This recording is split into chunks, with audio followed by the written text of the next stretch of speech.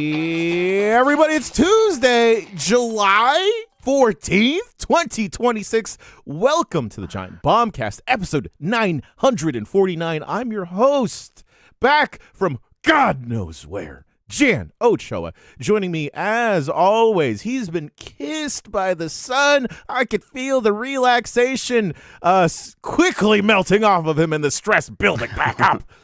Co-captain of the ship, Jeff Grubb. I'm still on island time, Jan Ochoa, so you got to let me get into this at my own pace. Speaking about his own pace, well, he's setting the pace. He's hitting the ground running, folks at home. Dan Reichert. When you're talking about being back from being kissed by the sun and everything, I thought you were talking about where we went, Jan. But well, that's I know intimate. I know where you've been. Yes, I was there. Yes, You were assaulted by the sun where you guys went. That's not kissed. It was quite hot, and I did run. quite oppressive. A lot of leathery skin out there. Yeah, a lot of big personalities, a lot of sweat. Yeah, it's going to be a good video. A lot of questions. We'll introduce the last member. No, I got no. They told me things in response to my questions sometimes. Okay. Yeah, I think when Dan and I were shooting like the little wrap-up bit, I think we just had more questions, if any. Yeah. It was a good time. It was an interesting time. Yeah. Yes. Speaking about interesting time, it's always going to be an interesting time when the Cleveland streamer is around. That's right, the bad boy of games media, Mike Minotti. We're really gonna make that a thing, huh? What do you mean make that a thing? It's been a thing. Oh yeah, It's the been a chat thing is for like a all month. chanting it. Yeah. I live in Cleveland. All right. But yes, Look, yeah, it was either hi. going to be you or me, and I had to throw you under the bus as quickly as possible You're there. much closer to Cleveland than I am. What's that between Ah. friends? I'm not going to steal the Cleveland streamer from you. Come on, it could be a fun shirt, Mike. Yeah, the one thing I need is more nicknames. Yeah. Yes, I agree. Agreed. You only have the two, right? What else do you got? Austin Walker had a ton. Yeah, Right. What? Precedent. He did AKAs. Mitch. That's cool. Kodo, Yeah. Bad boy. I only of recently learned that games AK, media. which means also known as. It took me, I did not know that. You're kidding. Are you Oh, fucking really? kidding? What did you think it meant? I just didn't think about it. I did a Damn Dan. fool. All right. I guess I can't. Is this how it feels? Yeah, that's Yeah, how I yeah, feel. right. Isn't it annoying? In my head, Yeah. I'm like, what the fuck? You didn't think about it? What do you I just think it didn't meant? think I didn't even Google it. No, yeah. I mean, not that like in like the last 5 years, but I am 43, so yeah, that's not good. Yeah. I get mean, thrown yeah, I had that this morning. Harris Foster posted a thing of Uncrustables and was like, what are your thoughts on this? And I was like, oh, I didn't try them until my 40s. And it's like, oh, I guess Uncrustable is probably not a thing you find out about in your 40s. No, you don't not wait on true. those. Not true, Dan. I want to talk about it a little bit later, but I want to ask you boys how you're doing first. Real quick, folks at home, I want you to list as many nicknames for the crew as possible. I think I have the least amount of nicknames because I think Jan just being a short name. And Dan. I don't think Dan has a lot of nicknames. But there's Bajanza. well, That's yeah. not a nickname. That's a greeting. Yeah. Oh, that's- no, fuck you. That's a nickname. no. That's not. I don't know. I don't call him. When no. I'm saying Bajanza, I'm not saying you are Bajanza. I'm Yeah. saying what's up, Jan. It's Yeah. kind of like Hakuna Matata. right. Yeah. It's Yeah. Are their exactly names like Hakuna Matata. Hakuna and Matata? No. No, it's Mike, Timon have you and ever seen the Pumbaa. movie? No, I'm not familiar with that one. I watch movies for adults. So only the Moana live Oh, like, action. okay, movie. hey, run Begonia down for us again. Begonia has a movie about she's a business lady, and she's kind of like it does hobby, sound but like he has a life's going Wikipedia open. pretty well for her. But there's two guys, and they're crazy, or so it seems, and they think she's an alien, so they abduct her and they shave her head. She's like, "Why'd you do that?" And they're like, "Oh, now you can't talk to your mothership, bitch." And she's like, "Oh no, they're crazy." Calling Emma Stone a bitch? Now I don't want to Jeez. start. They did. I know it's rude. Now I don't want to give any spoilers deeper into the movie, so I'll stop there. I should You watch remember this. that Wikipedia very well. Yeah. wow. Got This nothing. is how Begonia gets spoiled for me. I haven't seen it yet, but thanks, Mike. Oh, you can see it. It's yeah, fantastic. okay. All right. Boys, how y'all doing? Good. Pretty good. I rated my fellow Portal pal, my fellow PP Mary Kish last night after I was doing a raid. Mm-hmm. It was really funny because of course she was playing some game called like Cat Post Office, right? And she's like was wrapping shit like, oh well, we got to do one more of this. I'm like, all right, yeah, go play your cozy game. And I'm just like shutting stuff down, getting ready, and she is just screaming at this Suck cat. my dick. Yeah, literally. It was just weird thing. I'm like trying to get ready for bed, and I just like hear her still screaming about this cat post office. She was so mad. Was she mad at the cat or the post office or both? Or the both, game? I think. It was weird because like I could barely pay attention. She was very upset. I'm like, I thought these were supposed to be cozy games. Not how Mary plays it. No, Mary plays in Yeah. Mary style. Yeah. Yeah, she's filled with the rage. Oh, Yeah. Mary Yeah. style. That's good. I like that a lot. They could be several Dan things. is right. Thank you. Oh, okay. Thanks, Mary. Thanks for chiming in. Actually, real quick, Jeff Grubb, how can folks support us at home?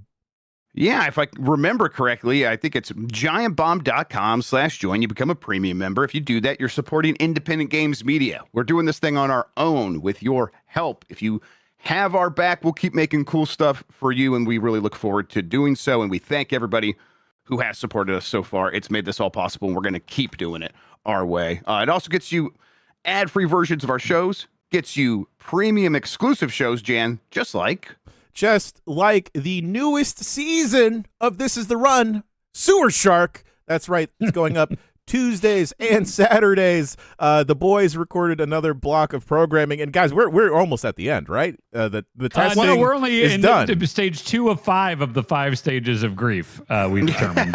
we touched on 3. We touched on the We're starting to creep into 3. Yeah. Okay. Perfect. Folks, we repurposed it to the 5 stages of Blight, and he is actually like to the letter following the 5 stages of grief, where it was like first one was denial, where he's denying this is a Blight, and then it's like bargaining. No, bargaining was 3. Anger was number 2. He got very definitely angry. got into number 2, and now he's starting to do some 3. this should be. But I love Sewer Shark. Why would I be mad? Oh, Mike. Folks, you can tune in and see the progress of that season of This Is the Run, as well as all of the previous seasons of This Is the Run, including Absalom, Who Wants to Be a Millionaire, several other seasons in the vault. Also, speaking about Mary Kish, our dear Portal Pal, you can watch all of Portal Pals up on the website. Hear Mary say numerous things that'll make you question if that was okay to say on the internet, and especially behind a paywall. But she does it anyway. You can also watch the internet's favorite dating show, Marry Me Tomodachi. And just like Jeff Grubb said, ad-free pods, ad-free videos on the website, and if you're a YouTube Premium member. We also got a bunch of stuff cooking behind the scenes. Yeah, we're working on a lot of stuff still, yeah. A lot of the burners are on, the plates are going. It's like a little line kitchen in the back going on. So, folks, please. Oh, and one last thing, Mysterium. We're going to be at Mysterium. Yes, That's right. That's coming up shockingly soon, actually. Right, July 25th is when we are at the Myst Fan Convention in Portland.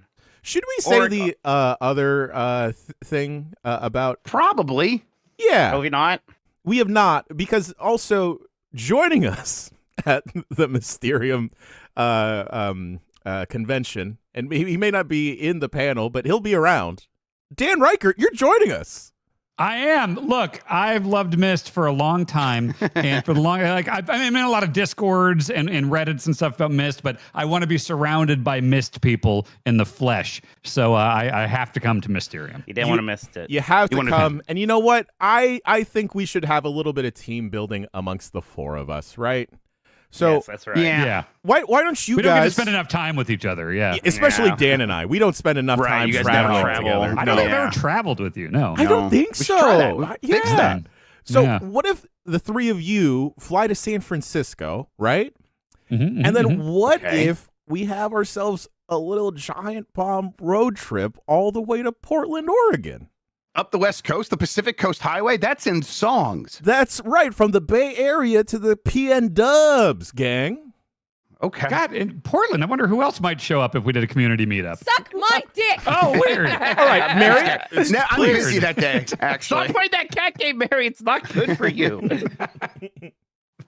That's right, folks. The Great Giant Bomb Road Trip, which was a Bombathon incentive, is happening on the way to Mysterium. So the 4 of us will pile into a car, drive up to the Mysterium, convention. We'll have our panel on July 25th, and I think we've been trying to organize a little local meetup, and those deets will be available to premium people in the Portland, Oregon area. So if you're a premium we're going to member, get a reasonable sized space. This is not going to be like a huge, crazy, we took over this whole place or anything. But after the convention, yes, we would like to meet up with some folks. So we'll get the details out to you. Yeah. If you're a premium member, keep your eyes peeled to the premium channels on the Discord and other ways we communicate with y'all. Gang, I think that's it for the housekeeping plugs. I got to say, so we've all had a couple assignments and traveling, right? And generally beforehand, you want to like take it easy, you know, keep it chill, have a quiet night at home. And do you guys know what a swag gap is? Yes, I believe I have seen this in regards to, is it the Biebers have a swag gap?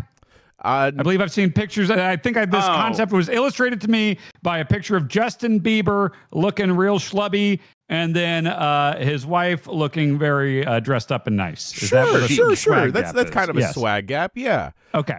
And I like to think of myself as like, you know, a little swaggy individual, a put together person. But I decided with my person to go to a party before I left for all my assignments last week. And let me tell y'all, the swag gap has never been greater with a bunch of cool bartenders at a cool bartender party, because people with all sorts of cameras, people with tooth gems, grills, fun piercings. Sure. Meanwhile, I look like Doug Funny from the show Doug. So you were the one that had the swag. No. They all had the swag, and then I was at the bottom. You should have looked like around your head. Yeah, she looked like Quail Man. Quail Man, Over your because shorts. then out of nowhere, you know, I'm dapping up everyone, and then of course, since there's a bunch of bartenders, they've made a lot of like little cheekies everywhere, and everyone's looking at me like, "Hey, what time is it, Jan? I've heard this thing about you." I'm like, "All right, okay." But instead of pouring into shot cups, because everyone is so acclimated to fluid being poured out of a bottle, they're just saying, "Open wide, let me baby bird you." With a craft cocktail. And I was like, wow, who am I to say no? And then as the night progressed, you could say no whenever you want. You just don't. I don't. And then out of nowhere, I'm like, you know, what's that smell? Like, it smells really good in here. Is there a barbecue place nearby? And then the host of the party, God bless him, coolest guy in the world. I hazard to say cooler than me. Looks at me and goes like, brother, look over here. And then he unveils a smoker that I had not seen in the backyard, and then the fattest brisket I have ever seen. Wow! Oh, man, you were at a cool I was hoping he was going to open up a trench coat and he was going to have a bunch of like briskets hanging that off. Would have been the coolest, but this is one step down. Oh my from gosh. That. It was crazy. People are inebriated. It's 11 p.m. and there's a fresh brisket. Fantastic. Did the ends justify the leans? Yeah, we said it. I don't understand, Mike. I won't explain it in detail. Don't worry. That's on 2025.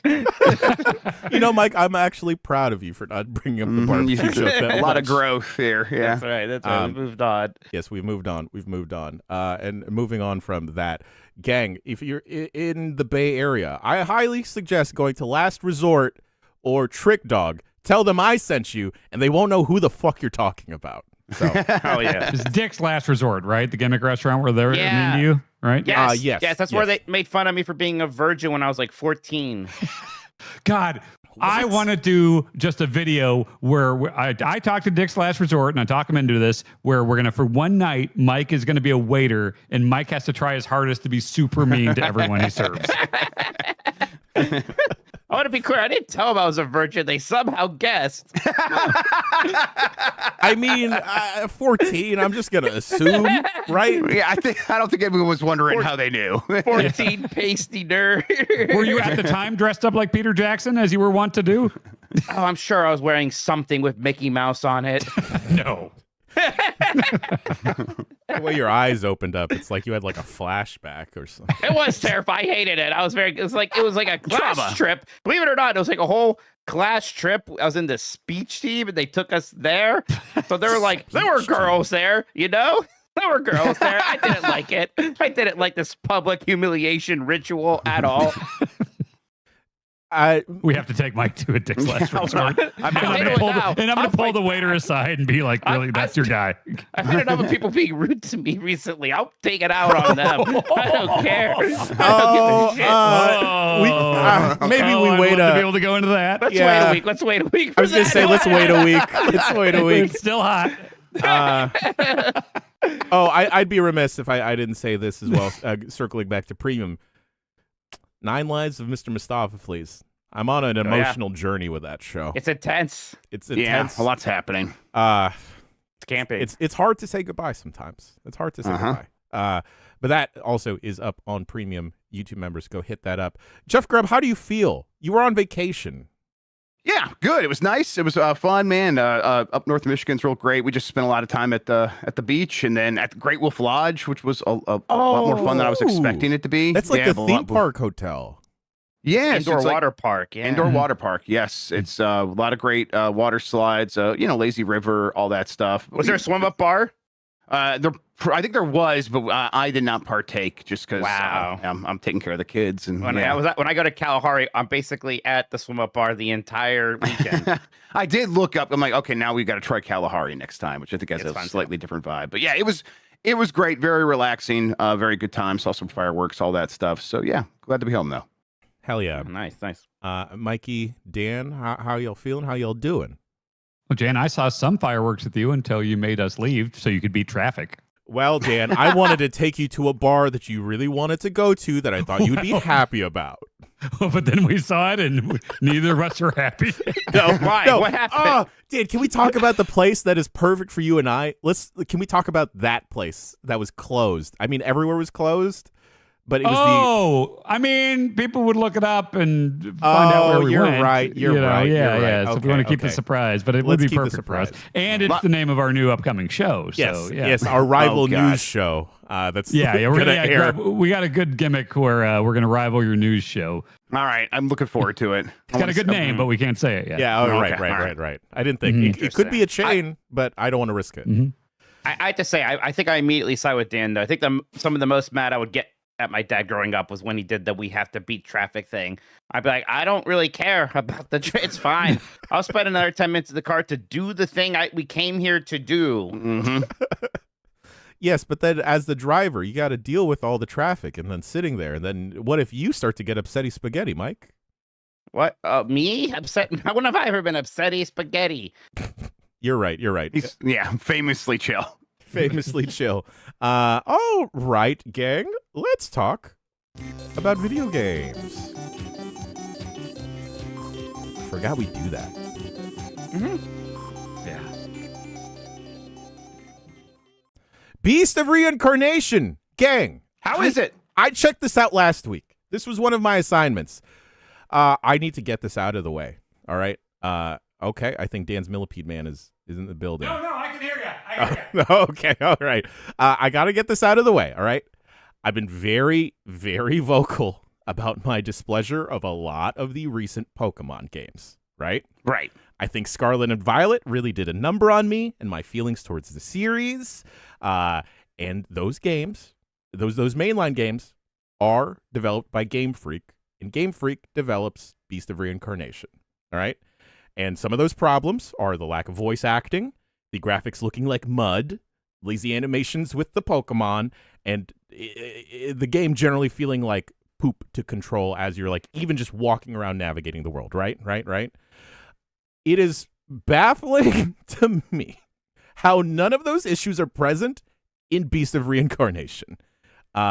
It's probably a bigger conversation for another time, but I don't think the Pokemon games being stuck in quality is on Game Freak. May be. It's always a time and money thing, right? Yeah. And like Beast of Reincarnation, they're making that with. Is that the one they're making with Omega Force, or they're like working with another team on that, right? Like, there's a lot of they're the ones paying for it, so it makes sense that they are into it. But yeah, Game Freak can make great games that feel great and look great. Those just ones are just often not called Pokemon, and it does seem like those are limited in terms of how much money they want to spend on new ones. I see Sean in chat now saying, "Well, Game Freak is it even maybe really developing this game. It's mostly outsourced. What?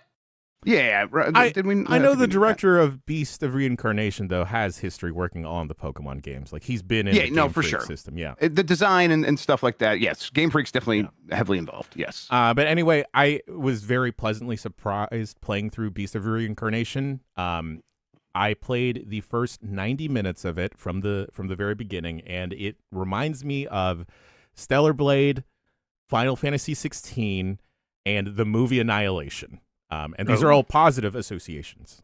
It's definitely a game that I feel like is going to open up and maybe be more, gets hooks in you the further you get into the game, just because with any type of character action game, your abilities are kind of limited to those base just attacks and mobility options from the jump. But this has a very gigantic skill tree and root system because nature is a big part of the game. It's a big part of the look, hence the Annihilation comparison. So you play as Emma, and I love, let me just say, I love in a post-apocalyptic game the normal-ass names for characters, because your main character is Emma. There's someone driving your mech named Brad, and he's like... Brad? Just Brad, and he's covered in like a gas mask and like a Raiden style hat. It's really funny. That sounds like my friend Brad that I bought weed from. Yeah. Yeah, I think I gotta be honest. In a real apocalypse, I think the Brads are going out first. Yeah, the Brads aren't going to last. I like the Quest 64. The main character's name was just Brian. That didn't feel right, but there could be a Y Brian or Hills. I. Yeah. Oh, I think I. Y. It's important. Okay. I? Oh, okay. Ooh, I okay. think Brian on Quest 64. I think so. In the combat, you do have a parry and like a perfect dodge thing if you dodge at the right time. But gang, let me tell you, I think Game Freak knows a thing or two about elemental affinities and elemental weaknesses when it comes to attacks, as well as knowing how to make an okay to fun furry companion. Yeah. What's the name of the dog? It's just like me, gang. I'm the COO, Chief of Operations over here, so I'm Koo. Oh. And this dog's name is Koo. It's Koo. That's good. That makes sense. Boy. Yes, Mikey, you were going to say? Well, I just wanted to ask, like, how does the pairing feel? Like, how Sekiro-esque is this? I wouldn't say super Sekiro-like. That's why I bring up a game like Stellar Blade, maybe more like a Bayonetta as well. The combat does feel more akin to a Souls game, but there's something like the gravity feels a little bit different when it comes to the parry timing versus how I expect it to feel in a game like Sekiro or Lies of P. That being said, you eventually get used to the timing. They do a good job at like projecting and telegraphing that. The difficulty doesn't feel like a Souls game, but the enemies do hit hard. But it doesn't, at least in that early bit, it doesn't seem like there's a big penalty for dying. I only died once, and I didn't lose any of my currency or any of my pickups. It just kind of reset me to the closest checkpoint. It seems like it's an open world game, or at least an open zone game, because I was having to navigate through like a little base camp and then find a specific waypoint. And amongst that world, there are the blighted animals that pop up. Blighted. Did they have to play Virtuoso also? It's funny because in the demo, as soon as like blighted animals or Blight came up in like the subtitles, I pointed at the screen and laughed and looked around, and no one understood what I was laughing about. It's I also want to highlight the Annihilation comparison, because in a lot of character action games, sometimes the worlds can be a little bit brown and muddy looking, a little drab. But here, because everything is just covered in like lush forests, like I think the Blight, just like Annihilation, is like nature fighting back and taking over animals, taking over the environment. So it's just lush green forest, flowers, and roots popping off of everything. Speaking about roots, Koo and Emma are blighted, so they kind of have plant-adjacent powers. So Koo's tail is like a bunch of roots and vines, and then Emma, you can quickly unlock this ability, but she can use her hair as a root system to attack enemies, and then her hair Right. also acts as mobility because you can use it as a grappling hook, and then use it to extend out like a bridge for like a horizontal platform to navigate to help with platforming. And then I don't know if I've seen this, but her double jump isn't necessarily a double jump. When you hit A that second time and you hold it, it's like an ascend ability because she's stepping on vines to go up, and it's cool. Yeah, they showed that in one of the trailers. I remember. Yeah, I remember really these neat. things. Yeah. Yeah. Is it like Mario's Flood? It's kind of like Mario's Flood. Now that you mention it, I couldn't think about too many options, but yeah, Most influential game of all time. Yeah. So it's FF16, and it's Mario Sunshine. It turns out. But I really enjoy the combat, and the thing I was most surprised by is how pretty the game looks, because even the cinematics are framed in a very nice way. I actually got attached, at least to the dog Ku. Yeah, within those 90 minutes.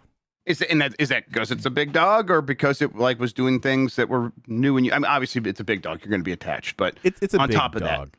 Yeah, it's a big dog, and then like there's like at least where I was getting to in the story, there's like a little chapter where you learn more about Emma and Ku's history together, and learn a little bit of Ku's history. Ku's also essential to the combat. You have that was gonna be like, how much control do you feel like you have over Ku and Emma simultaneously? Like when you're activating Ku's abilities, is it sort of like an interrupt, or is it like, oh no, I'm continuing my combo and I still have a lot of control over this dog and Emma? I think it's more so of the latter, Grubb, where you can be hacking and slashing away as Emma, and then like running around as her, and then interrupt the combat because it brings up like a little sub menu to pick between 3 different attacks, and Ku has like a little mana meter in the bottom, and those different attacks will have different elemental affinities that can hurt or stun or root. So lock an enemy down so Emma can take care of them. And also a lot of the healing in the game is through Ku as well, where Ku's abilities will heal Emma. There's a lot of all of the abilities end with like a mini game, so you just have to hit like A or a different button prompt and like the active reload timer to get the maximum efficiency out of it. And based off of the skill tree, because each character, Emma and Ku, have their own individual skill tree and set of abilities, it feels like you could get a little bit very involved with both of them to fire off a bunch of abilities and combos as you're going back and forth. Okay. Yeah. But like overall, the whole time I'm just like, all right, okay, Game Freak, let's do this thing. I didn't get a sense of how long the game is supposed to be. But that being said, I did enjoy it. It also reminded me a lot of Nier Automata. Yeah, those are the comparisons I hear are Nier, Final Fantasy VII Remake, and then maybe some other character action games, and then people do mention Souls-likes, but it is that question of like, how much of a Souls-like is it really? Yeah, I didn't get the vibe that the game was supposed to be particularly punishing at all. An interesting bit is that there's also, I think, some light stealth mechanics, because as you come across like an encampment of enemies, you're not just fighting blighted animals, you are also fighting these robots, these golems that have been, I guess, repurposed or now defunct. So there's like a backstab you can do in the game that's pretty powerful. Similar to like a Sekiro or a Souls game, when you come across an encampment, there may be a tougher enemy that won't die from one backstab, so you may have to get in there with the combat. But yeah, so far in that 90 minutes, I enjoyed my time with it. I do think I maybe it would open up exponentially the further you get into that game and the more you can explore that skill tree. Okay. All right, gang. That was Beast of Reincarnation, coming out, I think, in next month, y'all. August 4th. It is releasing August 4th. And you are more excited, less excited now that you've played it? I was a little bit in the middle, to be honest. Okay. Just because, unfortunately, because of the association with Game Freak. After checking this out and after playing it, and then just seeing how they're doing a good job from the jump of nailing interesting characters to sink your teeth into, and then like a curious world like I'm interested in the story. I'm interested in see where the combat goes. So definitely up. Great. Awesome. Yes. Speaking about up, some of you boys have been dealing with gravity, and gravity so superfluous and up there that we couldn't talk about it last week on the podcast, but now we can. Dan, Mike, Orbitals.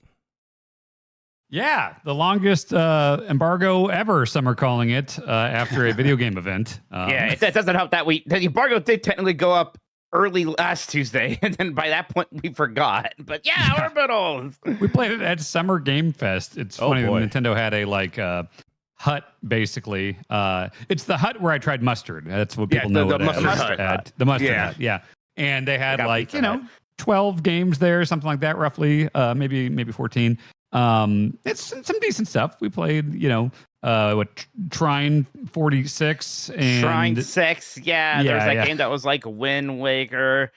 Jonathan Blow's thing was there, right? Yeah. But everyone, they had all these different rooms and stuff set up, and everyone just beelined to Orbitals. So we were standing there for a while, just I don't want to look at the screen, don't want to get spoiled, but we eventually did get in there, and we had to play over 20 minutes of co-op. From the beginning of the game, really. So yeah.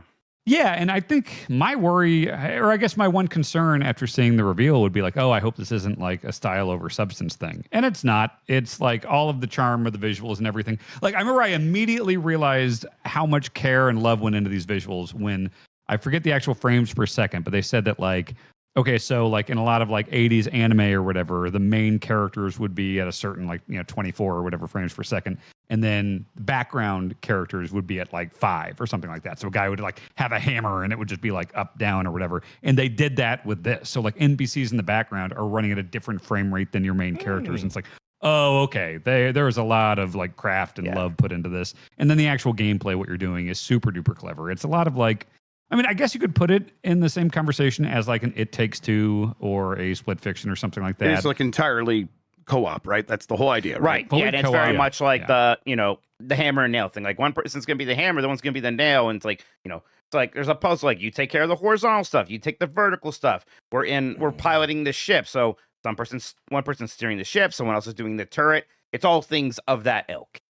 Yeah, a lot of puzzles, a lot of there are some basic ones where it's all right, I'm flying the ship, he's the gunner seat. And then there's really interesting puzzles. I don't even know how to explain the one, Mike, where it was you had blue and I had red and the symbols and they kept swapping. One of the things would swap who had what color. So you had it was we're basically putting in our password, and they even found a way to make that start off simple and interesting. Then there's reverse commands, all of a sudden now your up is down and things like that. And it was just, it's one of those things where you're playing it, you're kind of giggling with each other the entire time over how kind of silly and how it kind of keeps getting harder and weirder. And gosh, it really is maybe, I don't know if I've ever liked looking at a game more than this one. Wow. It just looks so freaking cool all the time.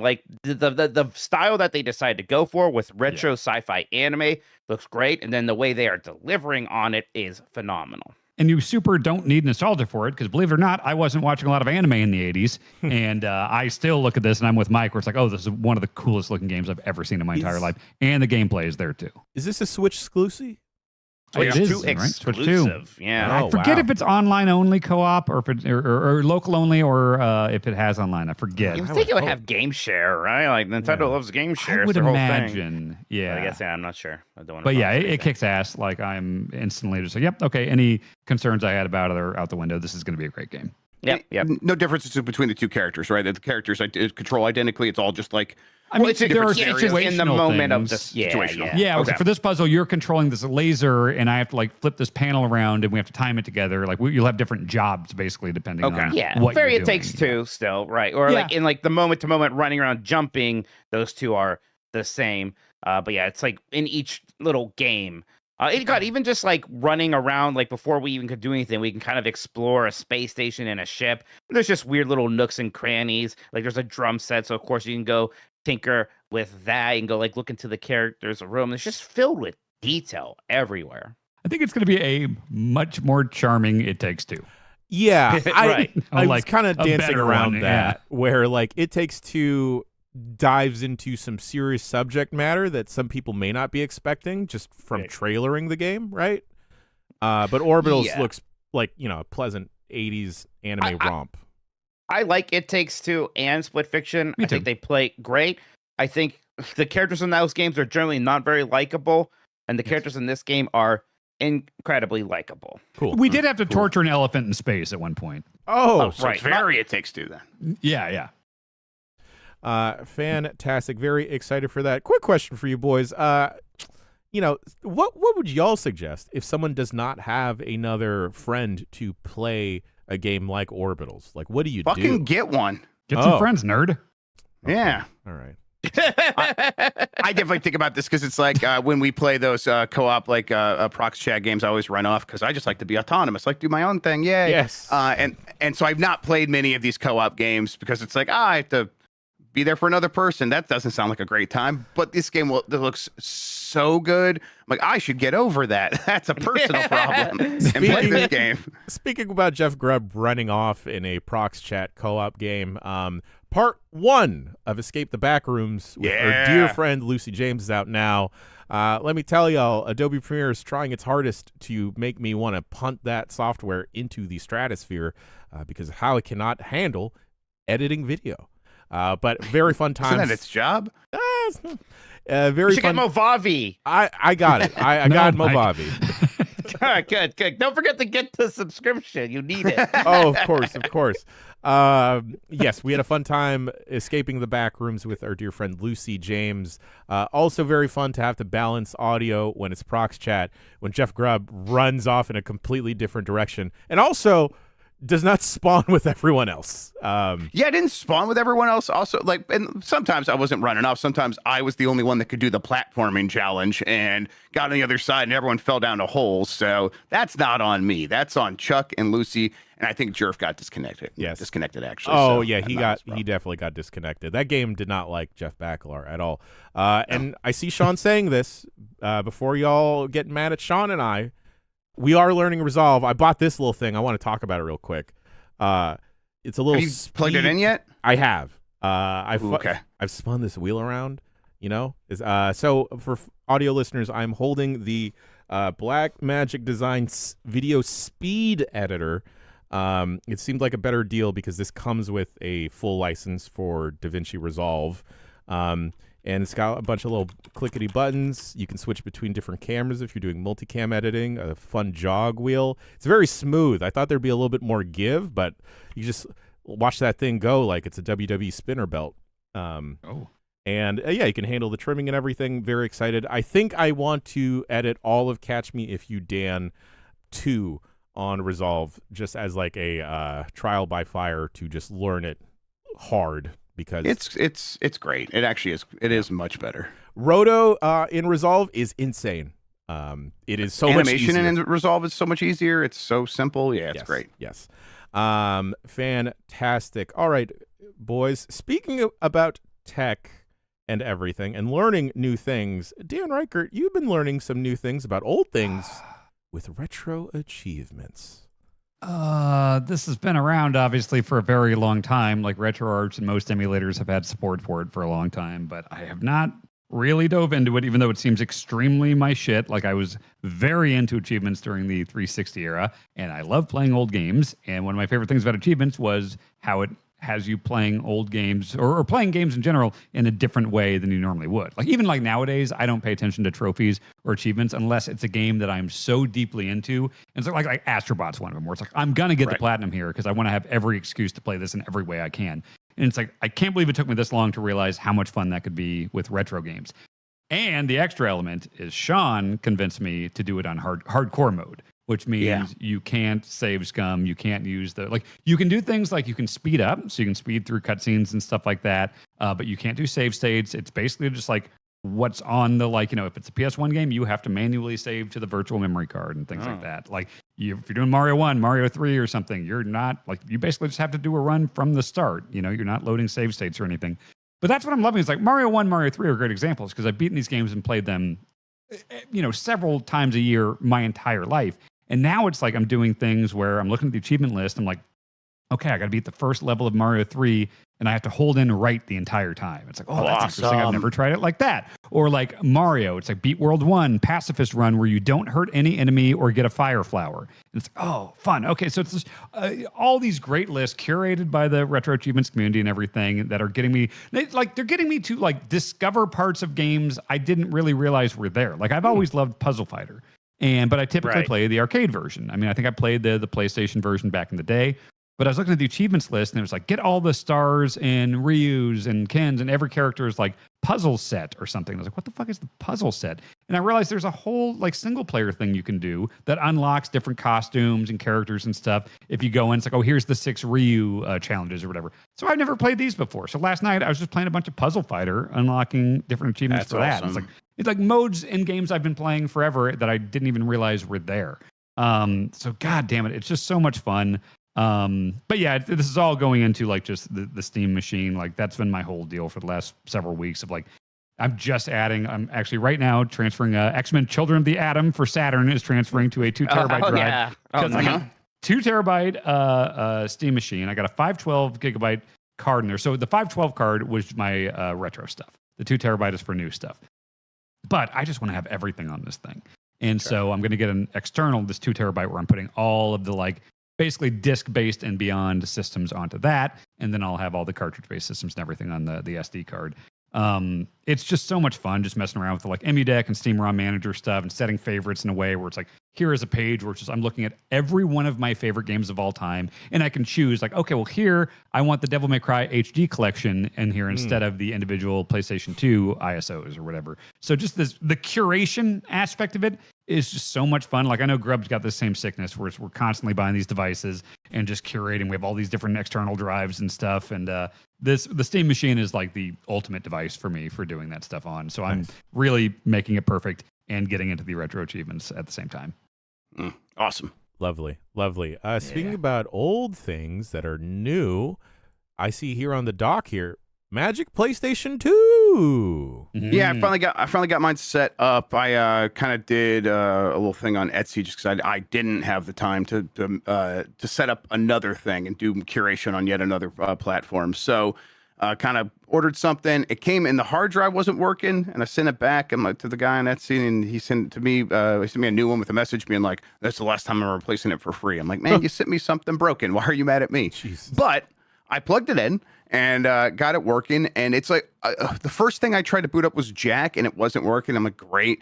And it's oh no, this is a known issue. You just kind of have to go in here game by game occasionally, and there's all these different modes you can set up to make sure that they will boot correctly. And did the work, and it was it's fantastic. I got that going through a retro tank now to the computer. And I think I'm going to start playing a lot of PS2 games that I missed. I was definitely playing a lot of GameCube at that time, and then I played some Xbox. And I had PS2 until it got stolen like a year later. So there's a lot of PS2 games that I missed.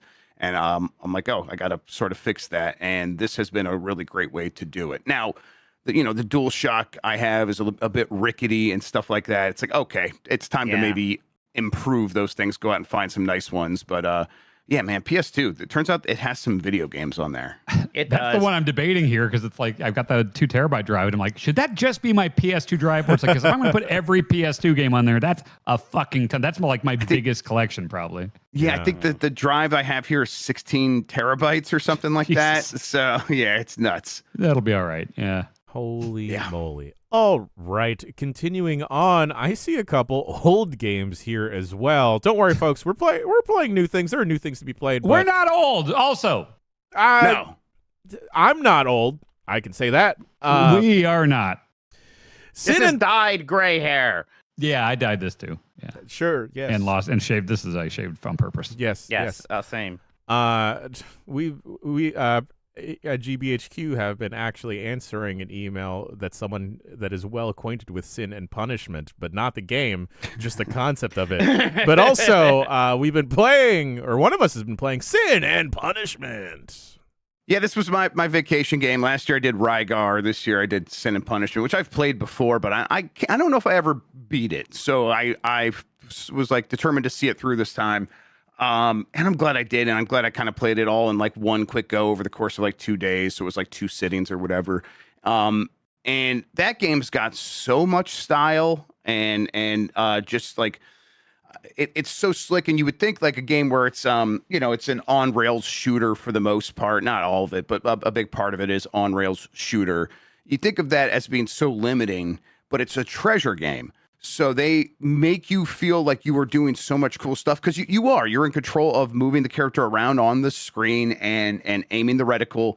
And you have a side dash you can do that has iframes in it, and you have a jump and a double jump, and you can use all of these movement tools to get around the screen and dodge these enemy attacks. And it feels very akin to like some like FromSoft bosses, where it's like I'm dodging and kind of parrying sometimes a little bit, and just trying to get out of the way.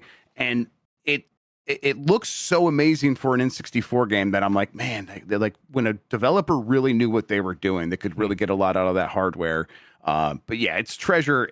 It feels so cool. It's like a spiritual successor to Gunstar Heroes in a lot of ways. And I was super into it. I cannot wait to go play Star Successor. Video for the Wii now. Video game names used to be so fucking sick. Can you Sin and imagine Punishment. like seeing Sin and Vector Punishment on a Man. shelf? Yeah. Uh-huh. Yeah. I just played this for the first time not too long ago too, and I've always heard good things about it, but I was absolutely floored by it. I don't know if Yes. you like just did the one playthrough on that first difficulty. I think I did it the is- normal difficulty. It was easy, and I did normal. So, okay, yeah, so I did easy first, then I did normal. Yeah, it definitely was rewarding to do normal because Normal was awesome. you're forced to engage more with a lot of the mechanics, especially the parry, which is very important for both protecting you and dealing a lot of damage. Just those treasure games, they're basically almost always boss rushes with some stuff in between, and Yeah. I just love that style. Again, but Gunstar Heroes is exactly like that. Another game, Dynamite Heady, is like that well. And this one, gosh, it is among the best. And also, like, the story is just such nonsense, and it's like it's voice acted in English. But I'm like, what's going on? Who's this talking cat? What is this? There's like a really long sequence where you're just attacking like a navy army, right, on like a floating piece of metal. It is such a cool ass video game. I've been thinking about it constantly since playing it. Well, Yeah. In my head, I think Dynamite Heady and Decap Attack. I can't think of one without thinking about the other. Decap I think I rented Yes. them both the same weekend in like 1993, and to me they are always linked I need together. to play Decap Attack because I I- did. You throw your own Dynamite head. Heady's better. Dynamite Yeah. Heady's better. But Yeah. never heard of this. Well, jumping the gun, Mike, I do see that the final game I have listed here is Dynamite Heady.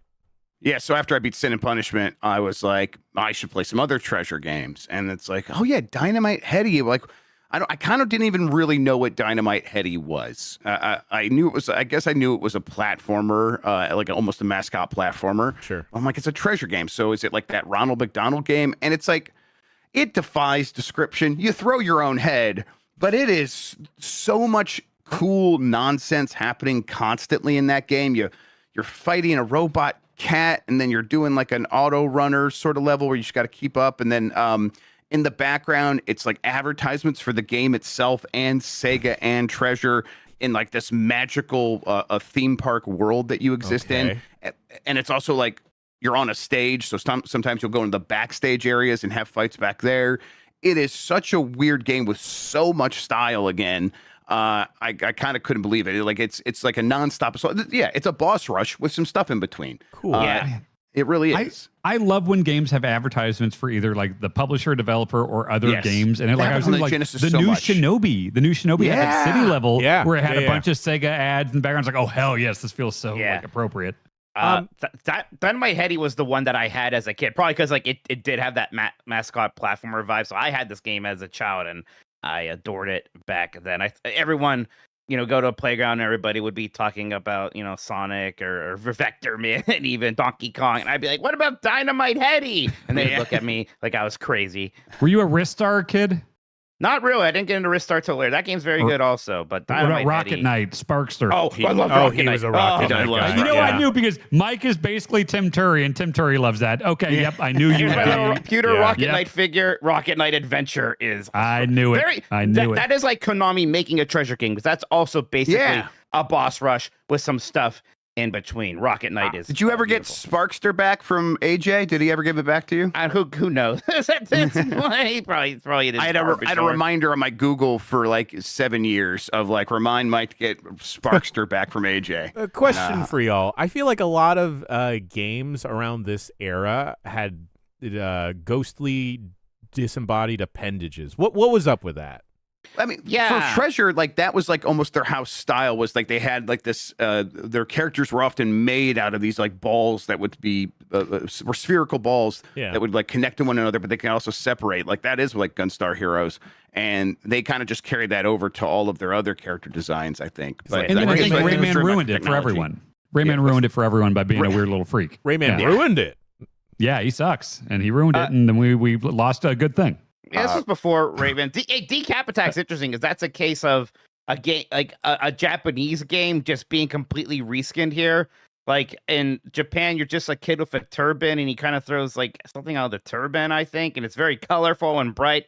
Then they brought it to West, like, what if you were a corpse? You shoot your head out, and it just has like all the Halloween colors and stuff instead. It's wild. One of these days, we're going to have to do Never Dead for Blight Club. And I don't know what the costume is. One of us is just going to have to take our head off and stick it on our head.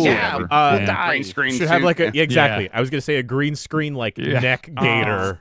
And then we just separate your head of our bodies. Like, just right here, and then we just move the head around. I can't do it. I don't have a neck.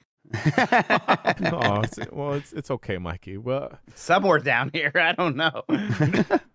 Boys, that about does it for the first segment of the podcast. That about does it for games. Folks at home, we do have a bunch of stuff we're playing, and we'll talk about that when we can, because games, they slowed down a little bit, but the flood is coming, and I don't know how we're going to handle it, but we will. And we're going to take a quick break, and we'll be back with the news right after this.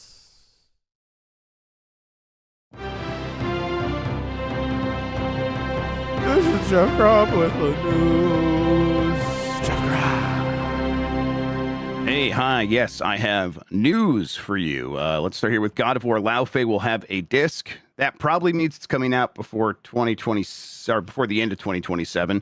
Sony Santa Monica Studio explicitly confirmed that God of War Laufey will be available on a disc. The only way that is going to be possible is if the game launches before January 2028, because as we all know, PlayStation plans to stop making discs of any kind for first-party, third-party, period, for any game after January 2028. This is not too surprising in terms of the timing for God of War Laufey, because we were kind of hearing 2027. The game is maybe not as far off as you might expect. But yeah, also, you know, then confirming it's on a disc because they think that will get people excited, kind of flies in the face of this whole, hey, we're getting rid of discs thing.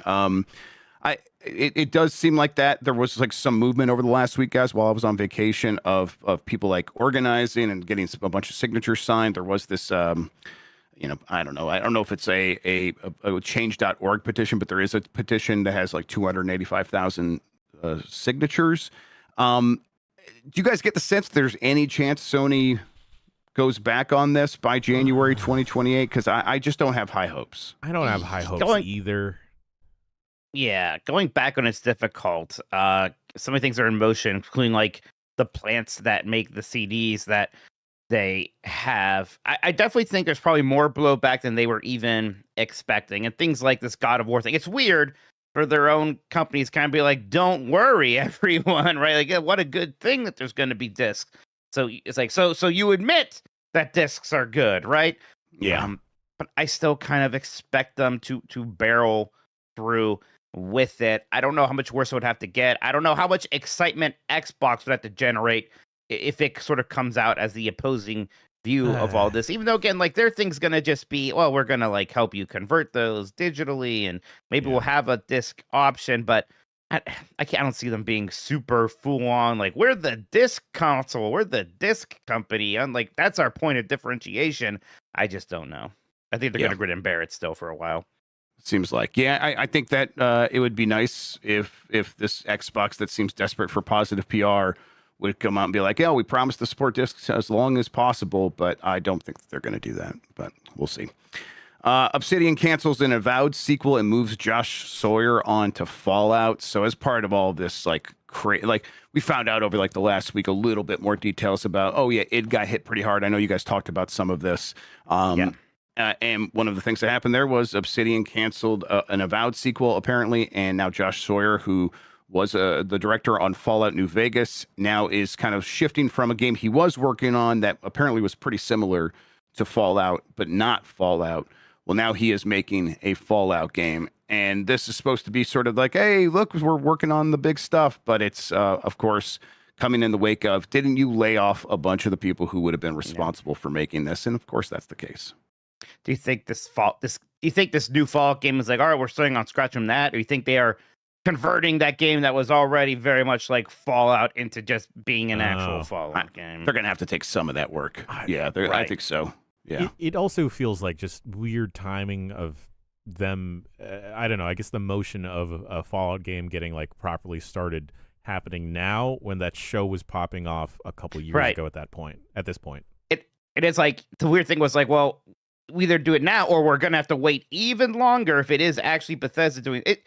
It's weird, this whole thing. Because Grubb, I think we and you like talked amongst ourselves for a while, like, Obsidian should make the Fallout game, because there was conversations about that. Yeah. Bethesda's just not going to be able to get to it for a while.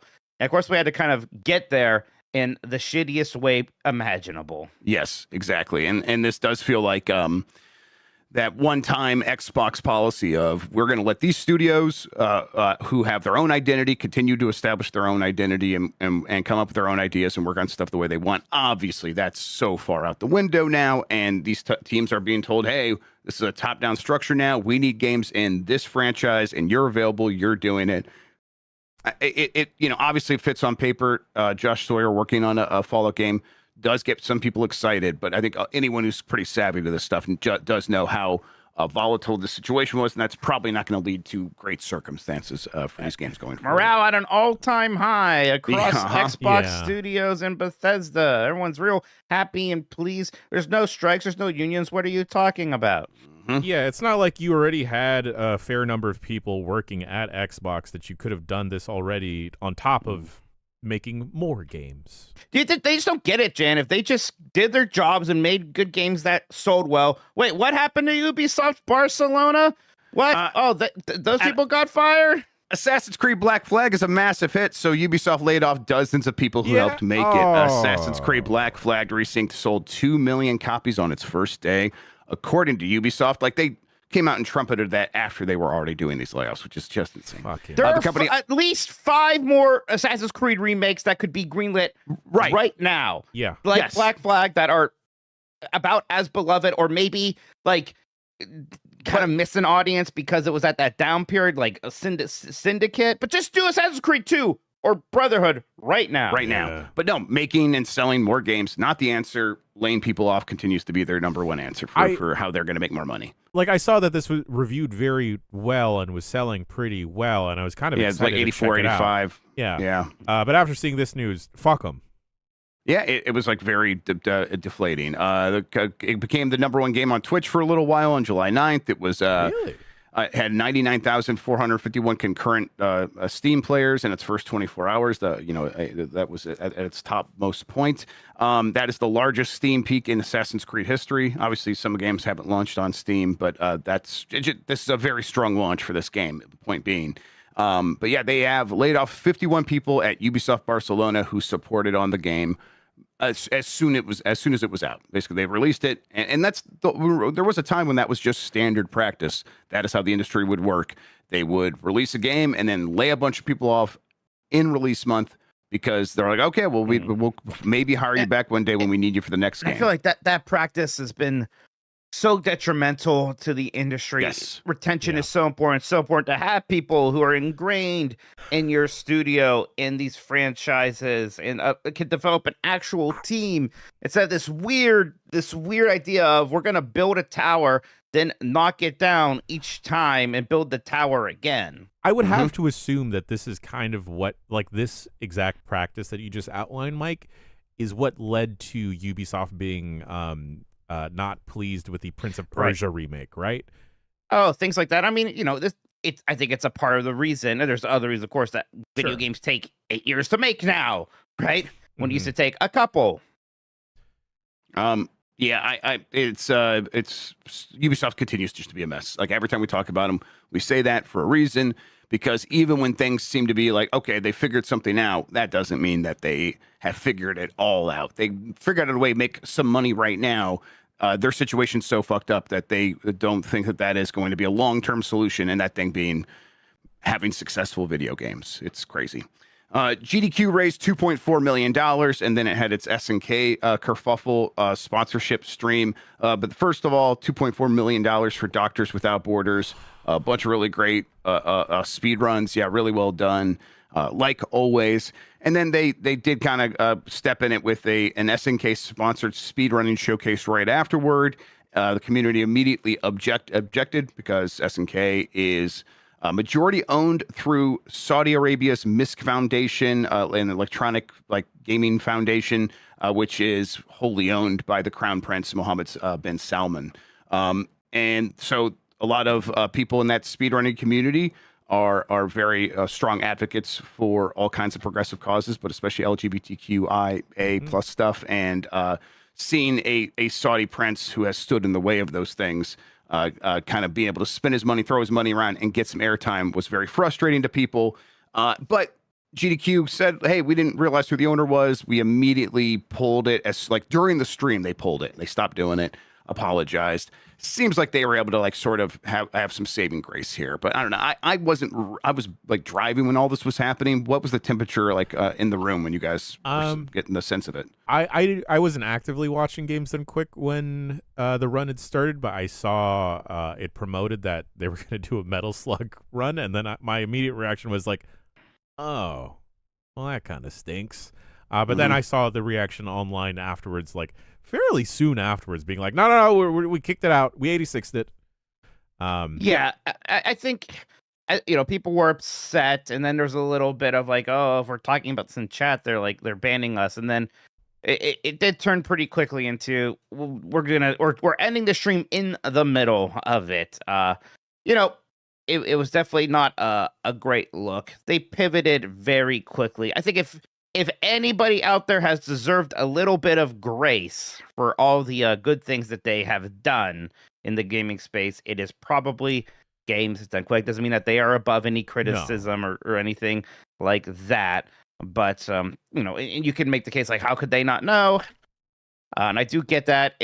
You can also see how maybe the vetting wasn't as strong as it could be when this was probably all happening during the week of Summer Games Done Quick. And I think to us, it's well, this is common knowledge that Saudi Arabia owns SNK. It might not be quite as common knowledge as we sometimes think it is in our little bubble. Yeah, you're organizing a live event that people are attending, people are going to. I can see some things falling through the cracks.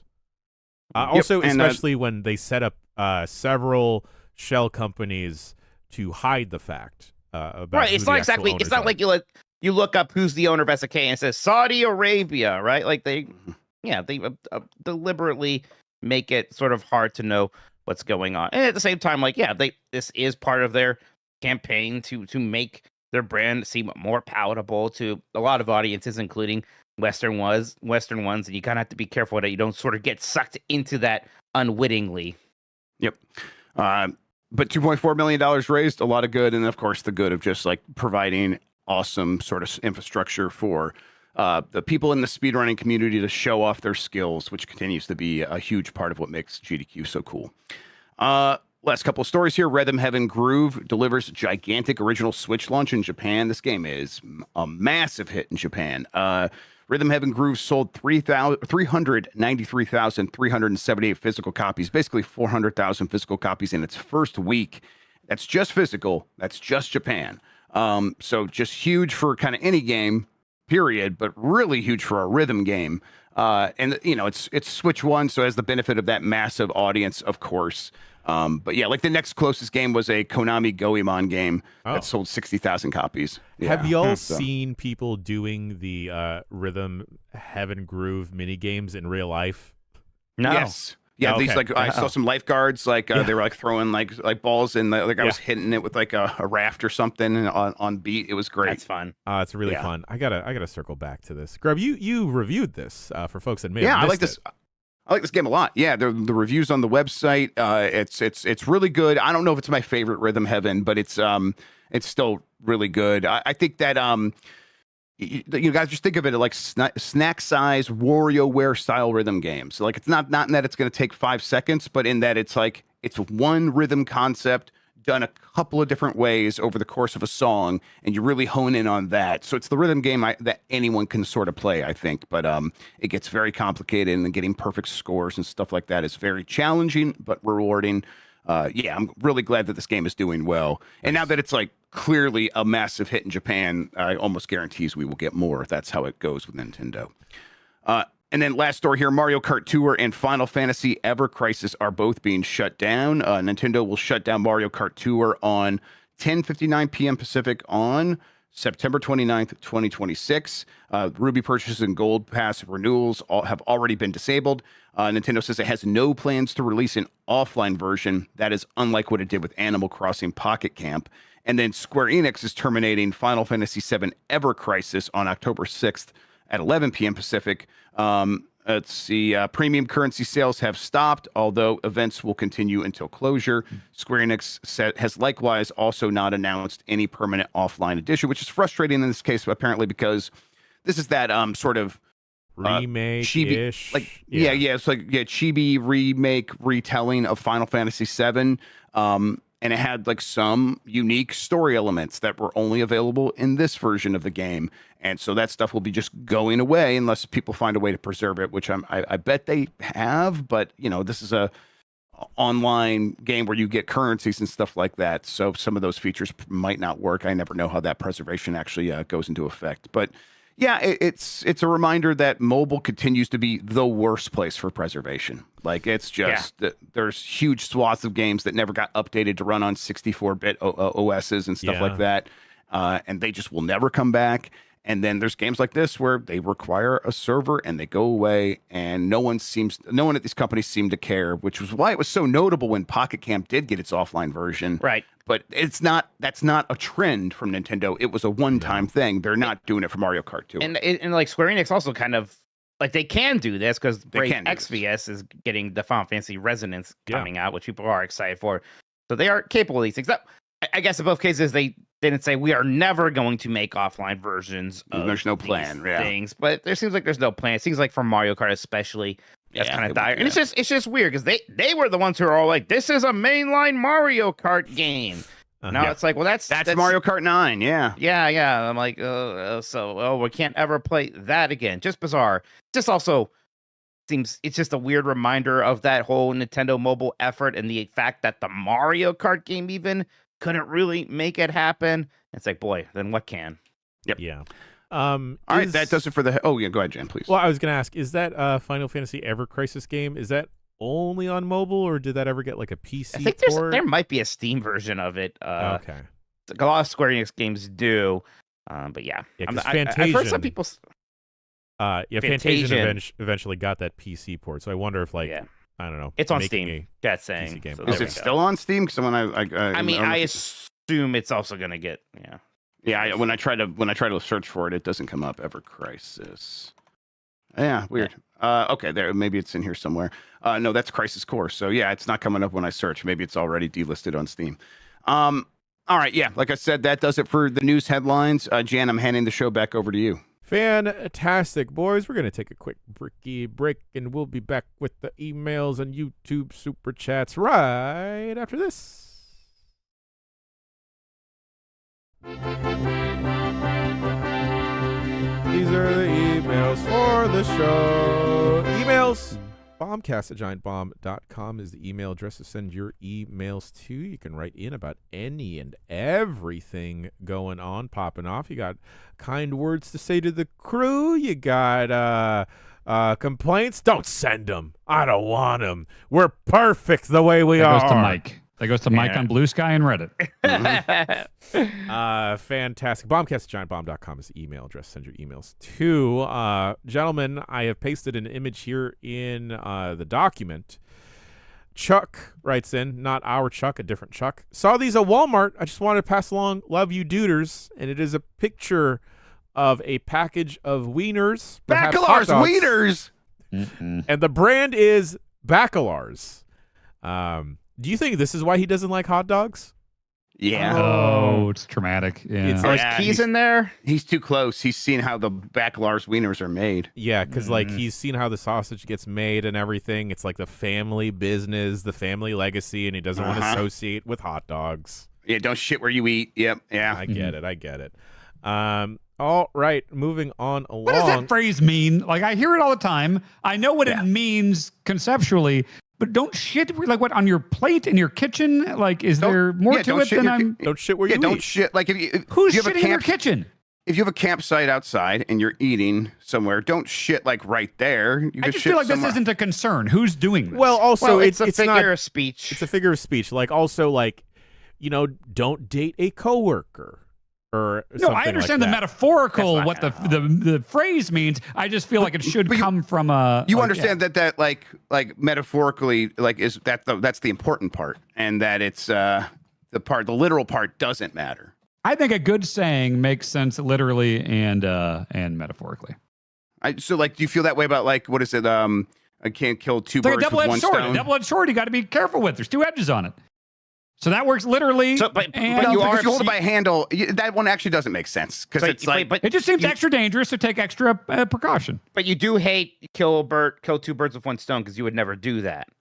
Right, because like no one's really killed. You've never said that. I think back when they came up with that phrase, they probably had to do that to like eat or whatever. Yes. Why is that shit? That's where like don't shit where you eat is probably from a time where it's like maybe back then people were shitting more often when they were where they were eating. All right, that's fair. I think people still also do that. Also, sanitary purposes. Okay. Yeah. I mean, it's not clean. It's not bad advice. Yeah, no, I definitely follow it personally. Yes, me too. Yeah. Me too. You tell me what to do.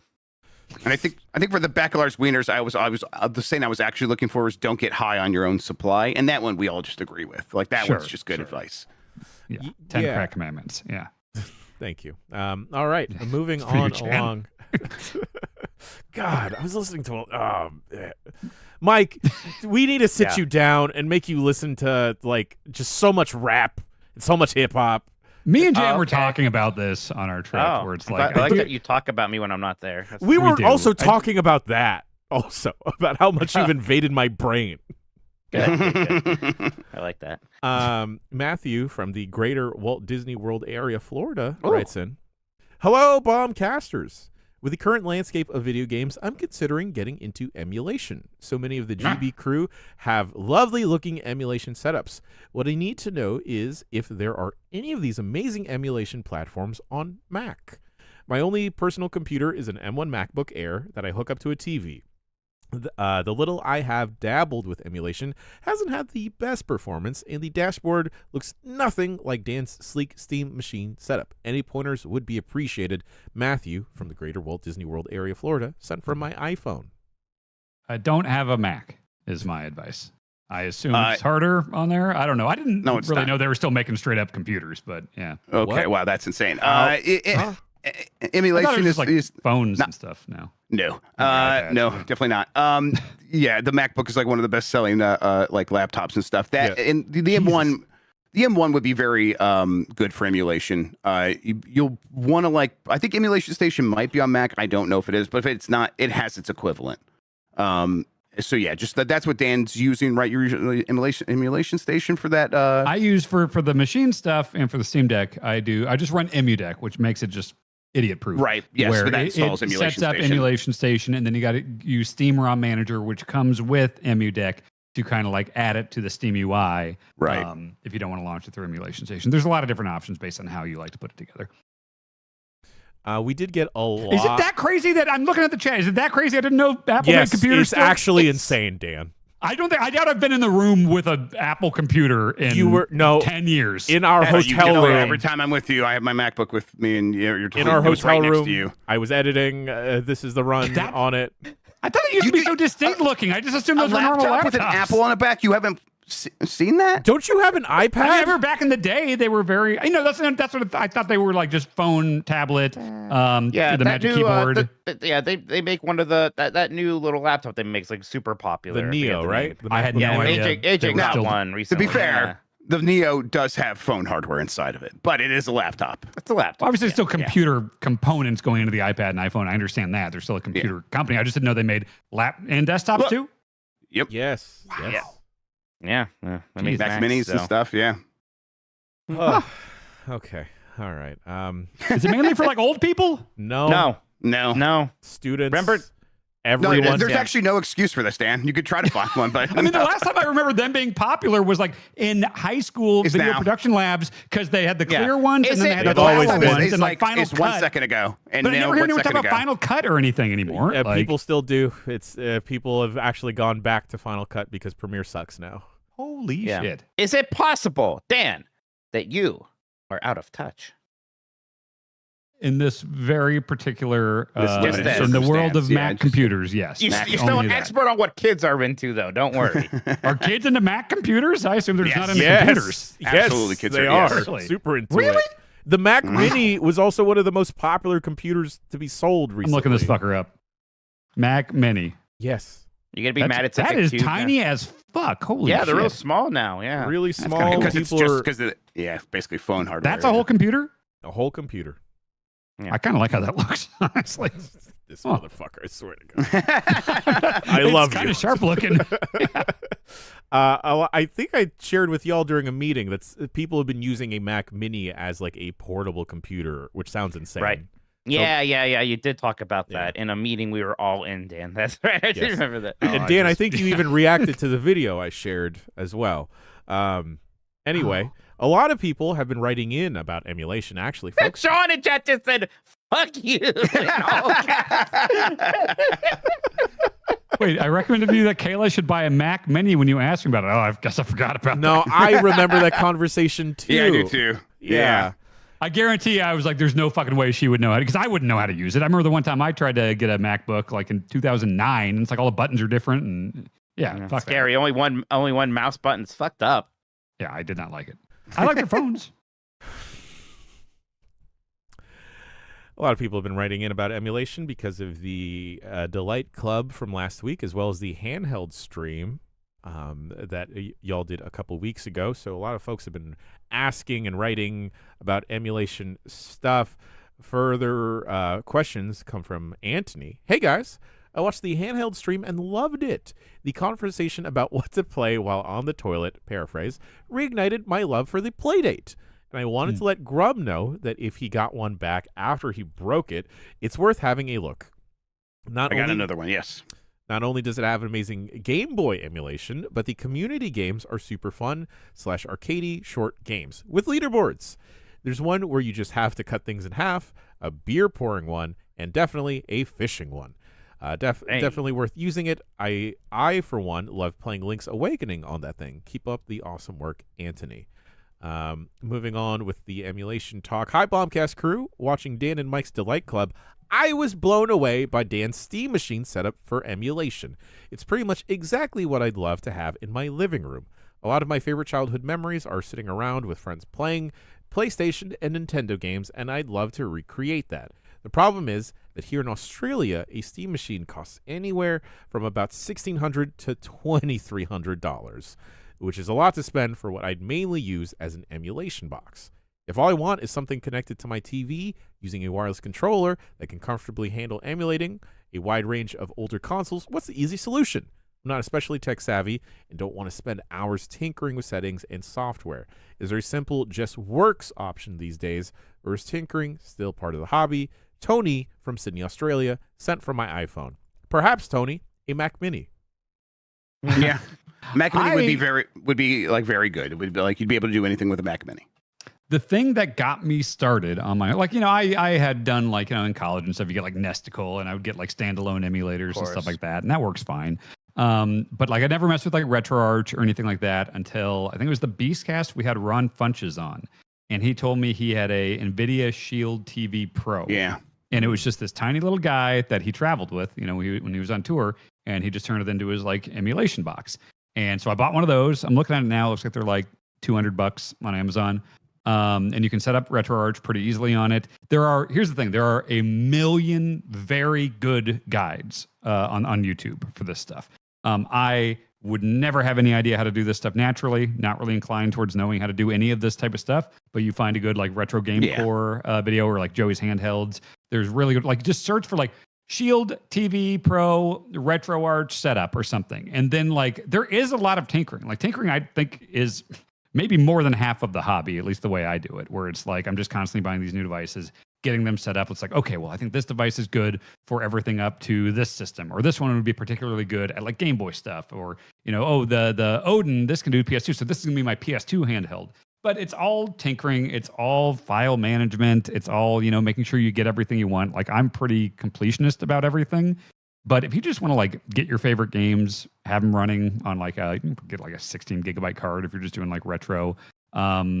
There's lots of different ways you can do it depending on what you want to accomplish. I would say that Shield TV Pro thing, there's probably a better option now. I mean, I bought that back in 2020 or whatever. Not really. That's the thing, is like not on the higher end. The Shield TV Pro is still really good. I had one for a long time.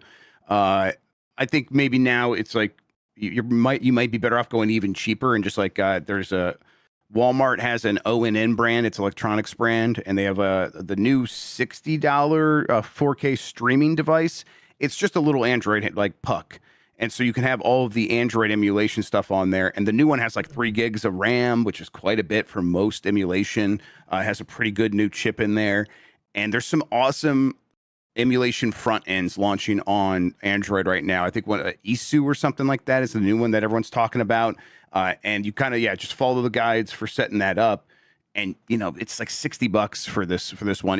There was one for $30, but apparently the $60 one's the one to get now. And $60 for a little puck you put behind your TV with Android on it that you set up. It's like a good like gateway into this at a not super inaffordable price. Like that is something that I think people can feel comfortable just like seeing if it's even for you at $60. And if it is, then you could step up. And if it's not, well, you could sell a $60 emulation thing on Craigslist or whatever, probably pretty easily. And there's something so powerful about when you first get it set up, and it's like, I remember getting that Shield TV set up and like having it all launched from the same kind of RetroArch front end and everything. And then you download all the thumbnails and you get kind of the UI situation you want. And you can download themes and the stuff. Like there's just something about like, oh my God, like this would have been the ultimate thing if I could go back and in time and give this to my younger self, be like, look at this magic box that has every fucking game. You can make them look better. You can make them play better. You can, you know, fast forward stuff. You can save state. That's the addictive part to me. And that's why I think the Steam machine has really got me. It's just because you can really go nuts with it. Thanks to all the stuff that they've already learned through the Steam Deck. Now we're just applying it to a thing that plugs into your TV. Grubb, you mentioned you got the Magic PS2 from Etsy, right? Yeah. I did too. There's all kinds of like bespoke vendors that will make like the stuff that will do a lot of the work for you. I am kind of getting over the curation stuff to an extent of like, I just want to play the games now, and I've done the curation so many times. It's like, I don't want to start from scratch anymore. So yeah, there's people that will kind of do a lot of that work for you, and I think it's usually pretty cost effective in terms of the amount of time it can save you. And now, this PS2 is just fully set up. I just plugged it in, and it's got all the games on there, and that's really cool. But that can get expensive because that's using original hardware, and I'm using a fat PS2. Like you got to make sure you have all this stuff, and if you do, maybe that is the route to go. If you don't have that stuff, tracking it all down can get kind of expensive. Yeah, maybe like Sean's in the chat saying like, part of the beauty of it is like use whatever hardware you have, like old laptops. Use what you have. That's the way to go. Yes, if you have an old computer, an old Android phone, like that might be worth looking into, seeing how easy that is to like connect to your TV or whatever. Yeah, Steam Deck. That's a great place to start. Yeah. Correct me if I'm wrong, but with those like mini consoles that came out a couple years ago, can you bust into those? Yeah, I used to do that. That actually maybe predates me doing the NVIDIA Shield thing, because like that was my first experience where it's like, okay, well this thing has 30 or whatever NES games on it, and it became like immediately there were guides on like, all right, if you have the ROMs, this is how you just do one simple thing and then throw them all on there, and you can even get the box art and everything. Cool. Yeah, I was even doing that. It was fun.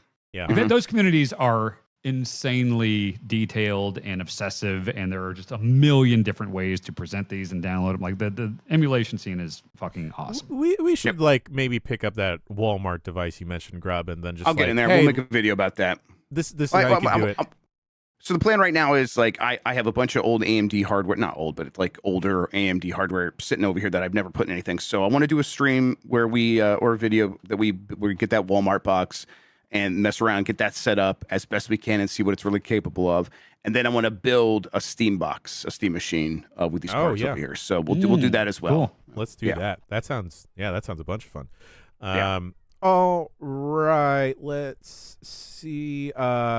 Chris from Michigan writes in, "Hey dudes, Chris from Michigan here, writing to you guys while experiencing this explosive diarrhea thing that's going around these parts.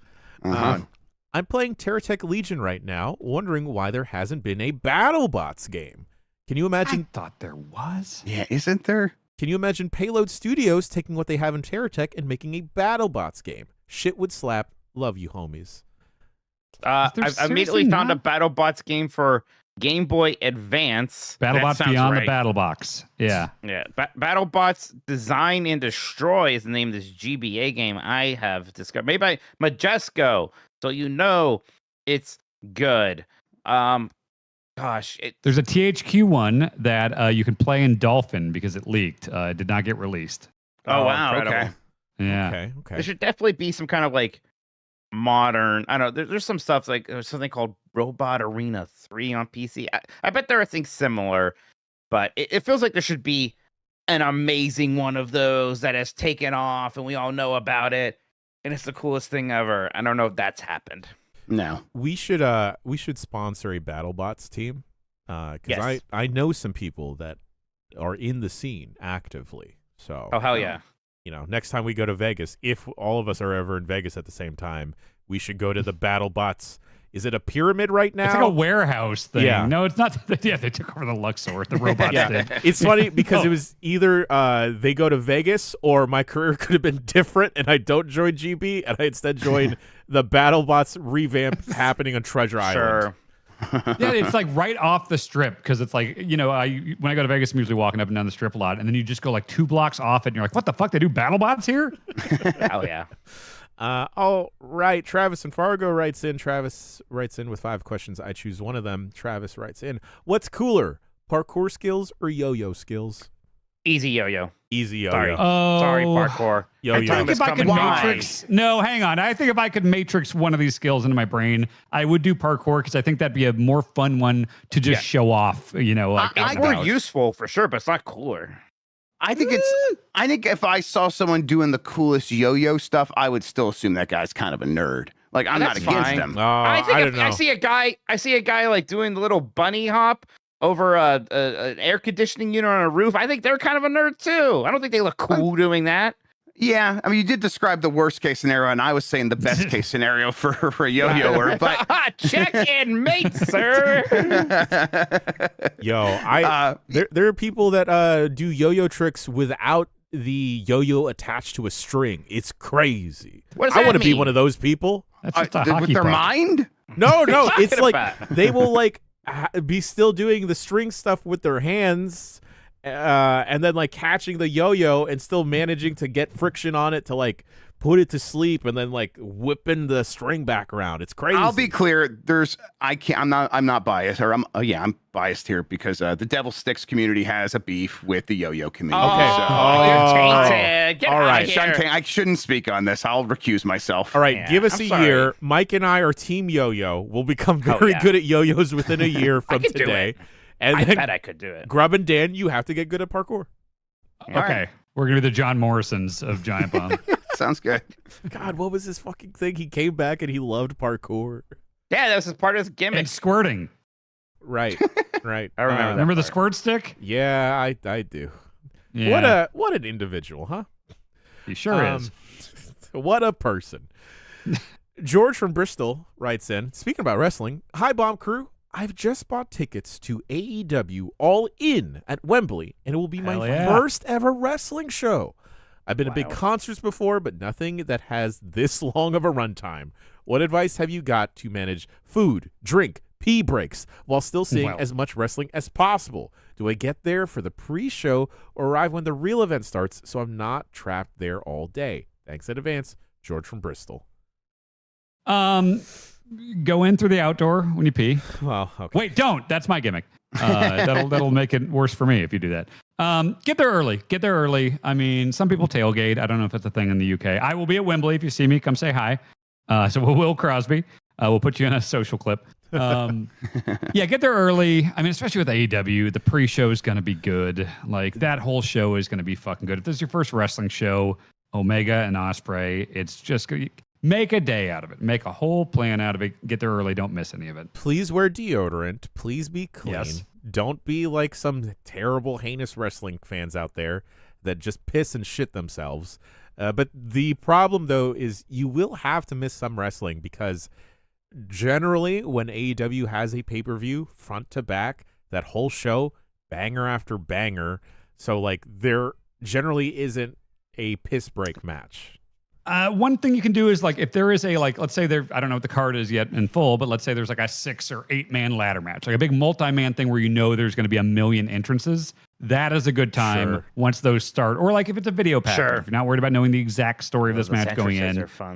There's not really come down matches in AEW the way there are in WWE. Which, by the way, Jesus Christ, like, I have not been watching WWE this year, but I was in the gym last night and I was like, okay, it's Monday night. I'll just put WWE on in the background, see what's going on. And every time I caught something, I was like thinking to myself, like, God, have I lost interest in wrestling? And then every time I watch an AEW show, I'm like, wrestling kicks ass. I love wrestling. It's like AEW is super fucking killing it right now. So, and WWE is, holy shit, it's bad right now. You mentioned getting there early. No tailgate probably, but like Wembley had like basically a whole town of just restaurants and bars within walking distance of it. So yeah, you'll find things to do beforehand.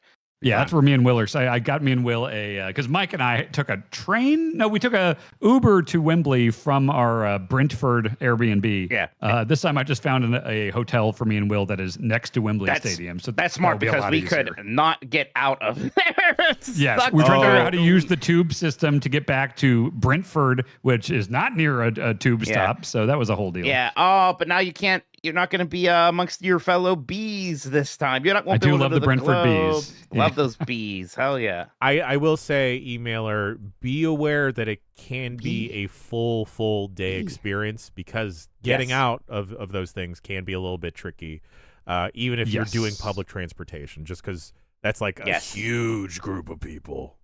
And also, even like a standard AEW pay-per-view, Tony Khan likes to load it up with like 400 matches and put on an 8-hour show. This is all in. This will be an especially long one. The biggest version of that, And by the way, I went to that Twins game with the AEW show afterwards. I was walking around the Truly deck, the Truly Hard Seltzer deck, trying to find a spot to watch the show from. And I'm in some like back hallway or whatever, trying to figure out where to go. And just Tony Khan walks by, and I'm like, why are you here? This isn't even like a televised thing. Like, Tony Khan does not need to be. Love of the game. He really has a love of the game. It's true. Yeah.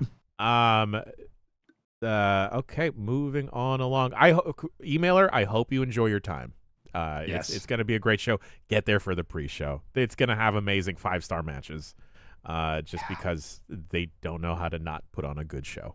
Everyone's going to be going for it big time in that show. Yep. Oh God, I don't know if y'all see Hangman's promo, but him going and trying to collect all the mid-card belts.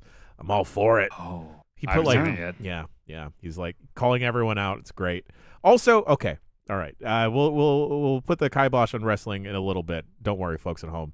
But I was never the biggest fan of Leo Rush until this current gimmick where he is just Gollum from Lord of the Rings. And I was ready to fucking hate it at first because it's like, I don't know, spooky stuff in wrestling is always so lame. Like, okay, so you have magic powers, but you also like want to win a championship belt. It was always weird to me. But that's man, so cool. I know. This weird little goober.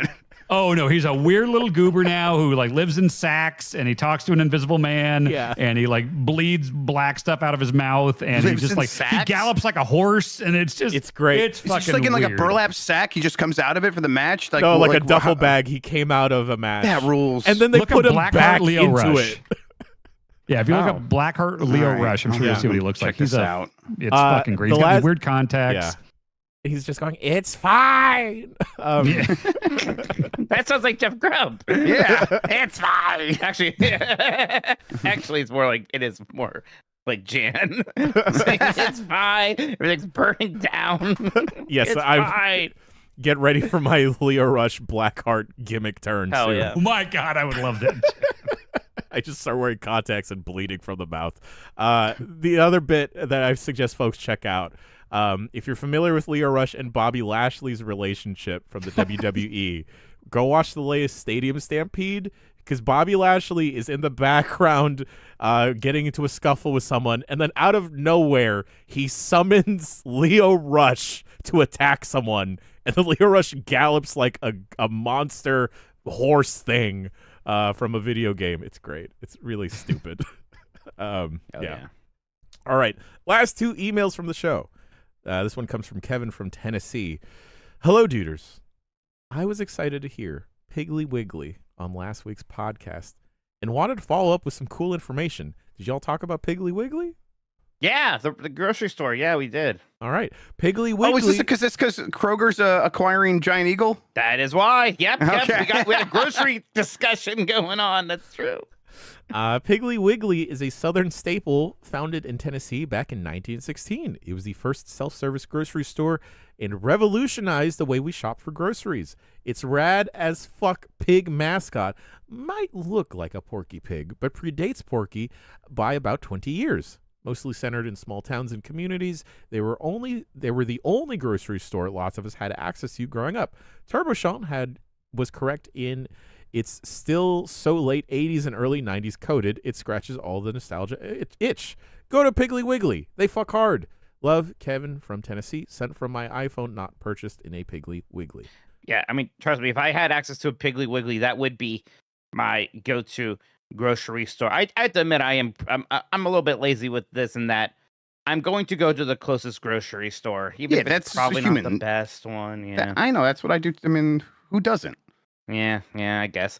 I'm lucky. Like, I have the Giant Eagle by me, and then right next to that is the Aldi, and like also right next to that is the Dollar General. So it's like, oh, if I need the quick and dirty stuff, got the Dollar General. If I need kind of more like nicer stuff and not as many things, I go to the Aldi. If it's a big grocery trip, then I'll go to the Giant Eagle. I'm all set up. You guys ever hear about Jerry's Foods? Are there anywhere but Minnesota? Jerry's Foods is a thing that's got a few locations around here. Go to that sometimes. Are there any fun like grocery stores or gas station chains that we're gonna see on our road trip, Jan? I hope so. Not really. Gas station culture isn't super a big thing on the West Coast. Wow. No Buc-ee's, No Buc-ee's. My brother was just at a grocery store that had a tiki bar in it. He's on a road trip right now. Why can't we have that? Yeah, why can't we have that? We're going to see a bunch of cool trees where the Ewoks came from. What about Okay. that? I'm going to let me go to the Walt Disney Family Museum, the computers museum I want to go to. We can just leave They them have there. Max at the computer museum I want to go. because they're from the past. Yeah. It's true. The ABC's right. There are a lot of Love's truck stops. There'll be stops. Fun stuff. I love Loves. Man, that is like sometimes I will just wait to get gas until I know I'm going to be close to the Loves. I go there. I go to the Hardee's, which kind of slaps. The Hardee's inside of Love's is good. It's great. There is a Peanuts museum in Santa Rosa that is very fun. I don't know if y'all have. What? Like Charlie Brown peanuts? Yes. Uh-oh. It's actually, Mikey, it's one of noise. It's one of the best niche museums I've ever been to, and also we're going. The place where what's his face? Charles Schultz? Charles Schultz. His friends called him Sparky. The place where he wrote. Apparently have the museum with us in the car. So the place where he wrote and illustrated and hung out a lot, like the little ice skating rink cafe, is still around, and honestly has one of the best grilled cheeses I've ever had.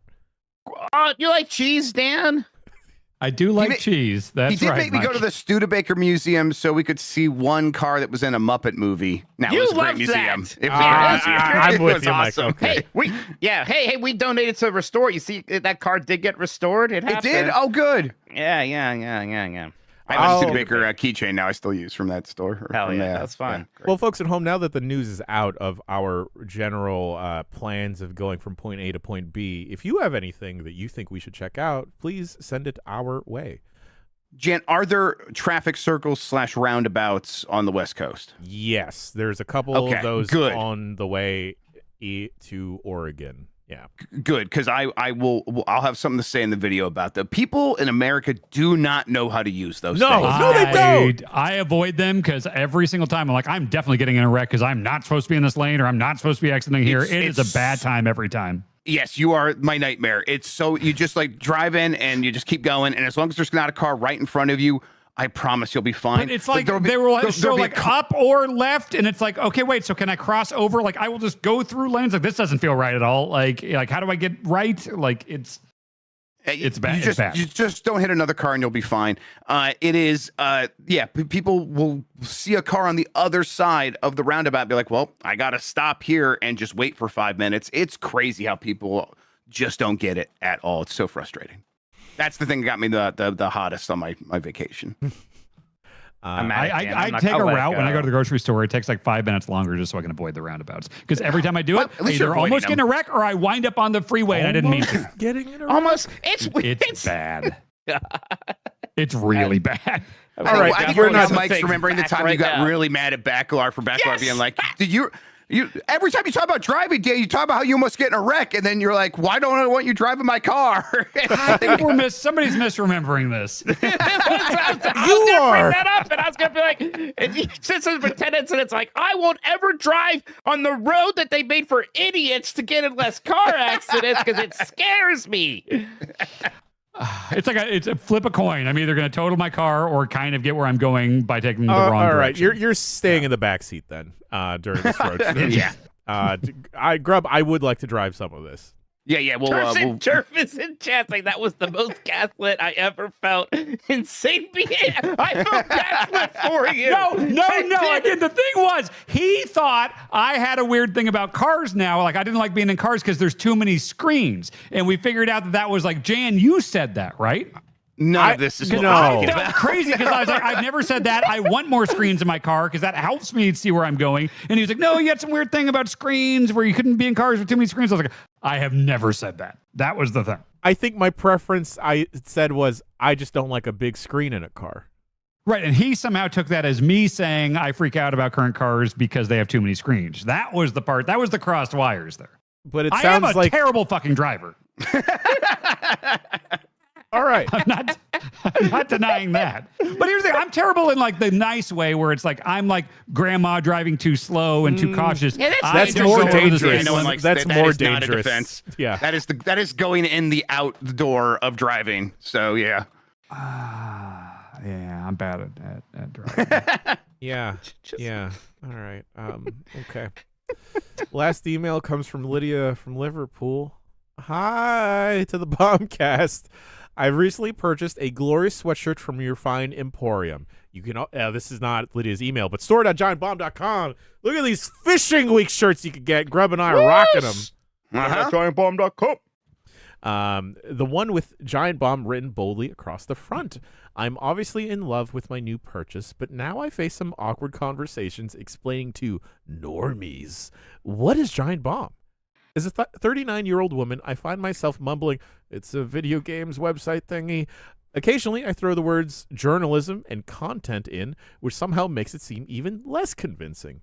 It got me thinking, have you ever embellished or given elaborate explanations or even slightly fibbed when describing your chosen professions? How do you explain this dirty business to people completely unfamiliar with the world of video games, let alone video game journalism? Finally, you guys are absolutely smashing it. I'm thrilled with my premium subscription. Lots of love from Liverpool, UK. Lydia from Liverpool. Thank you for getting our merch. The easiest way to distill it for me these days is to say I'm a video game podcaster. People kind of know what everyone knows what podcasts are, for better or for worse, because of certain people. Sure. So they kind of understand that. And I think even most people understand that can be a job now. Yeah. I feel like whenever I talk about like any kind of YouTube component or videos, I think people just assume it's like a PewDiePie thing or something because that's the only one people seem to know. So it's like I just feel like I don't say the YouTube thing as much. Well, I mean, he's like the biggest one, right? That like normies would know like and stuff. 5 years ago. Yeah. But Okay, whatever. well, I mean, I think people assume it's like, oh, I'm playing games and screaming into a microphone. Well, I guess I kind of am, but Not me. yeah, it's like there's ways you can like say like if you're trying to talk to an adult and stuff, you can be like, oh yeah, I'm co-owner of a company that's like a video game Online media, network. It or something definitely like that. depends on the person, because if it's like a child or a younger person, I will say I'm a YouTuber and they think it's very cool, they have a lot of questions for me. Yep. Yeah, I'll say like, oh, I own a media company.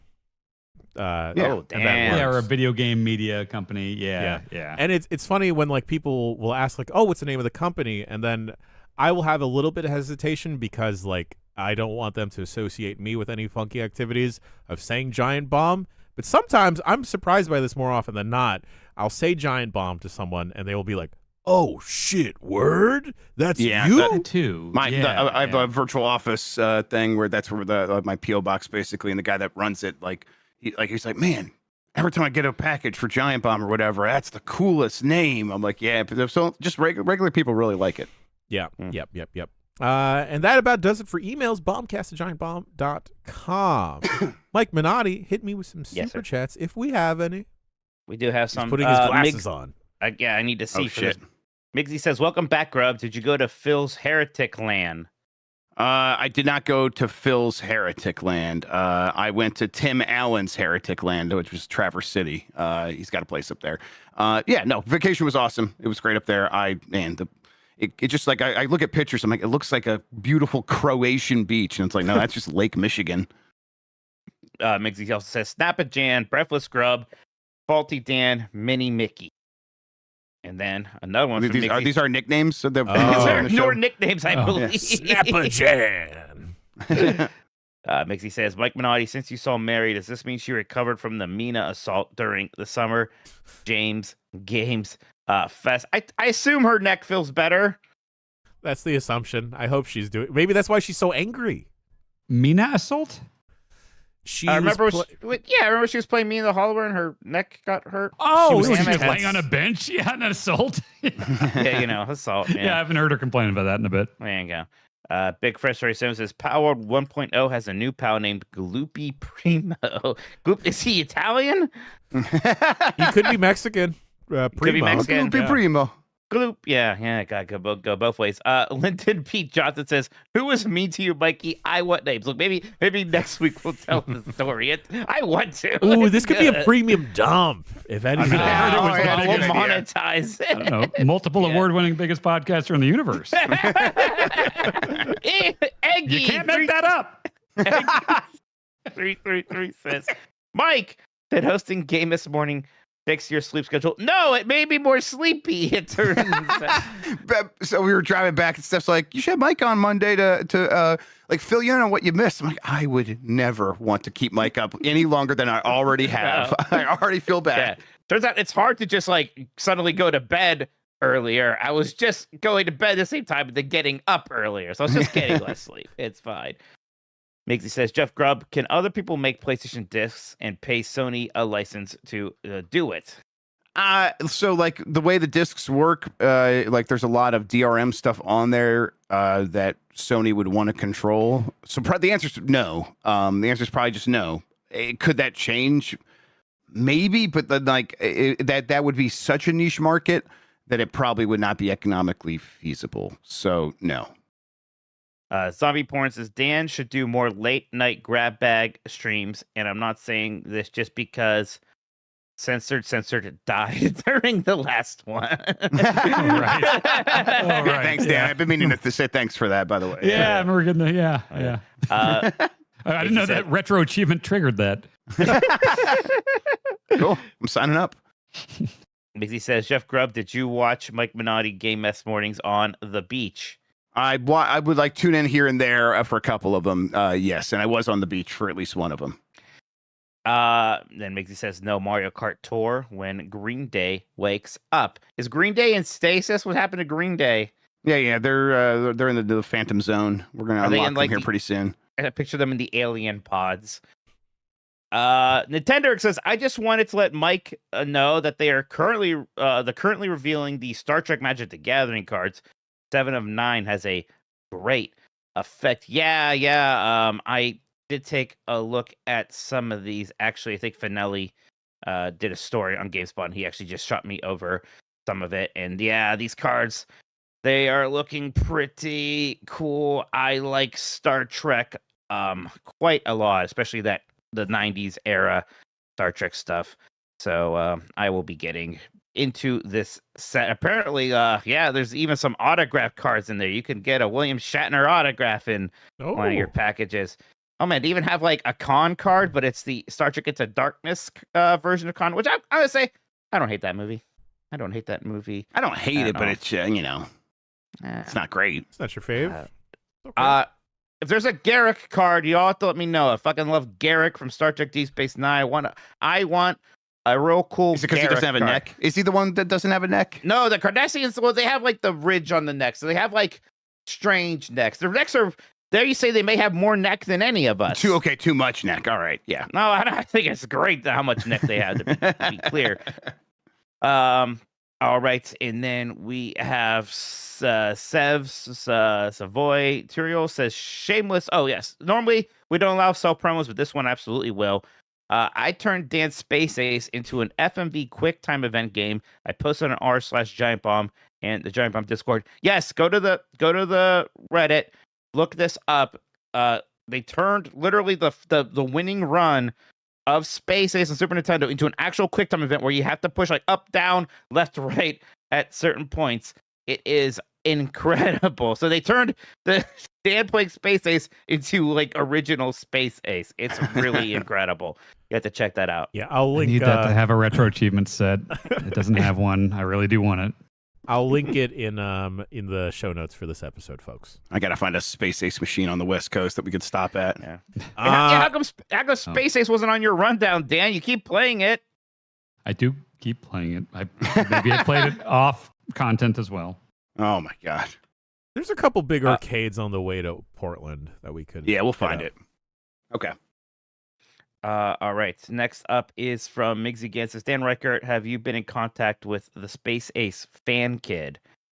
You know a Space Ace fan kid, Dan? We signed his cartridge. We signed his cartridge. Oh, the kid. Oh, the kid. No, I've not been in contact with him, but that win was dedicated to him. That's right.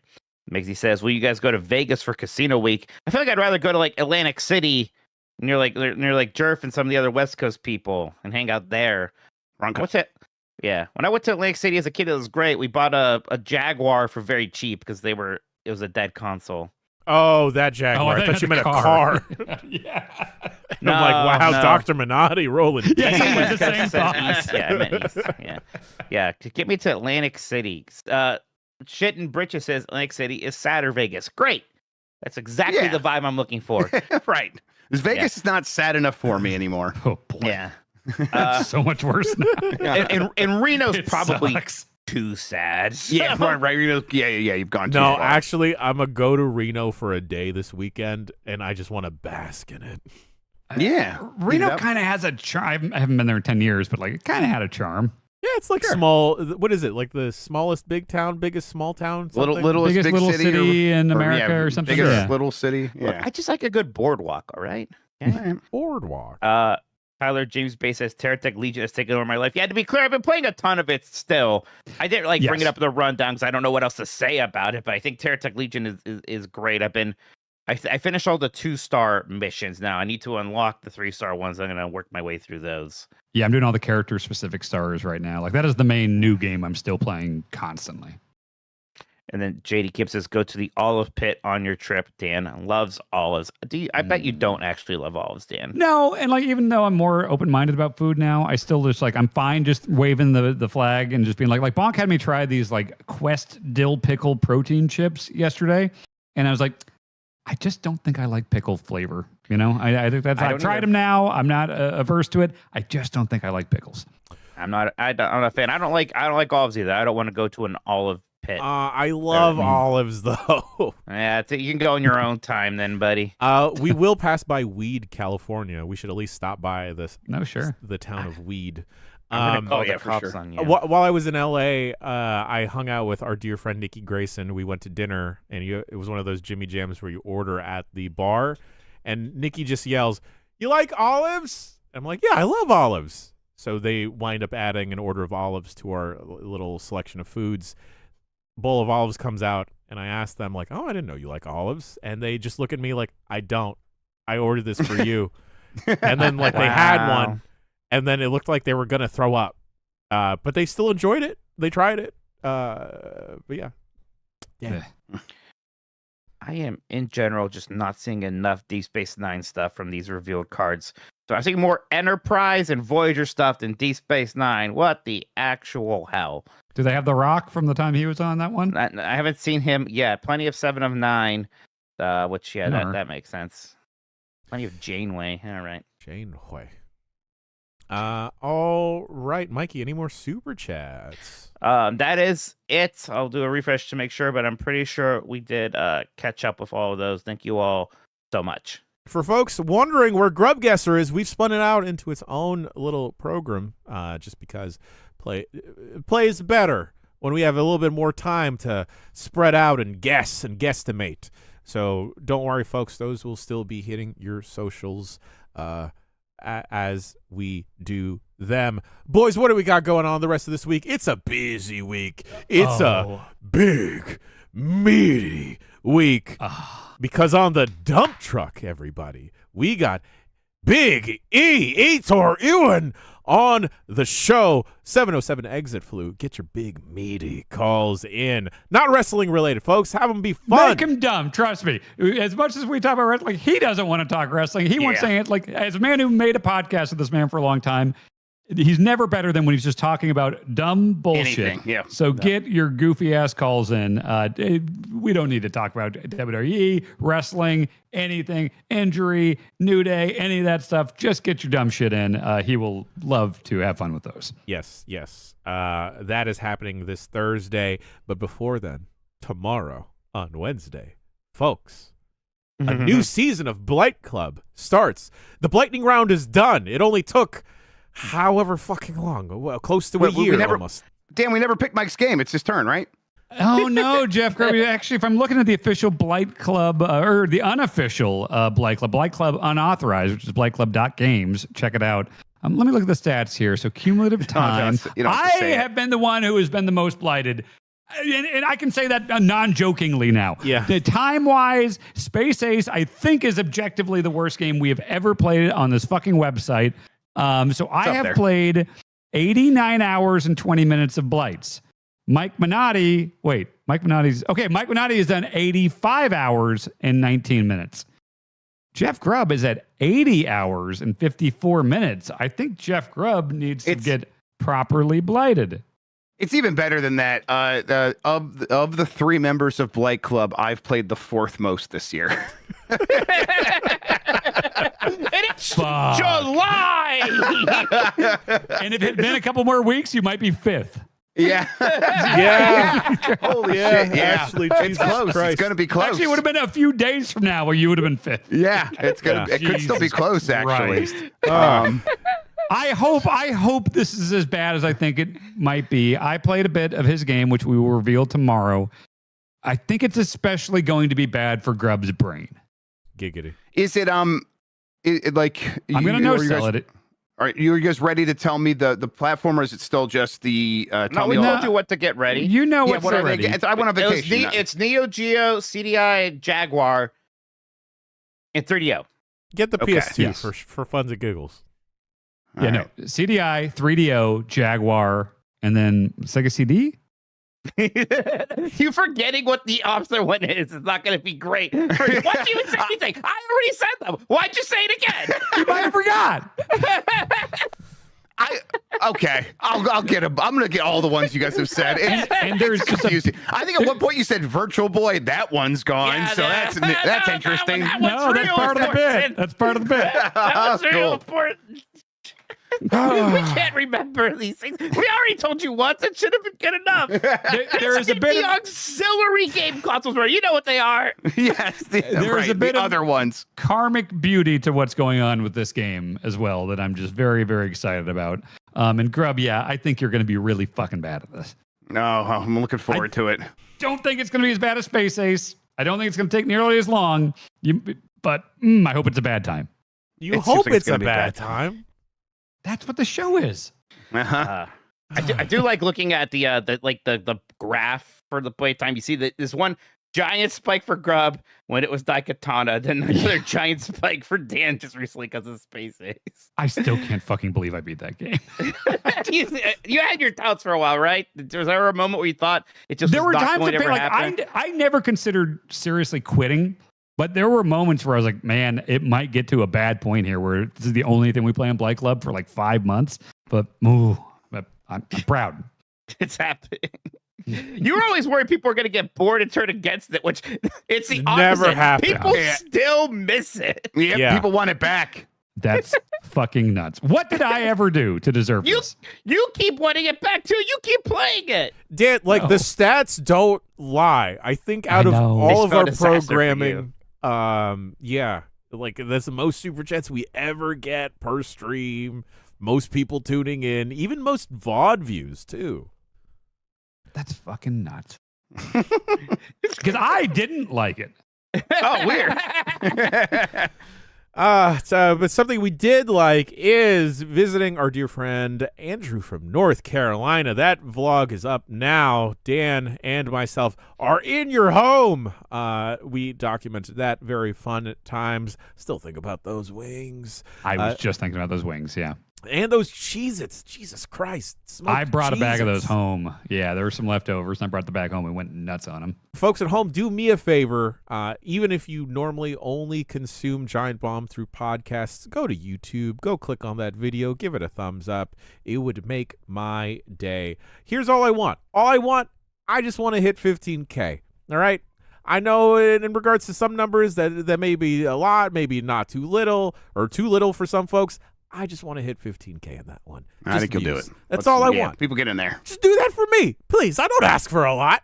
Anyway, on top of that, part 1 of Escape the Backrooms with Lucy James is up now. A lot of fun shenanigans.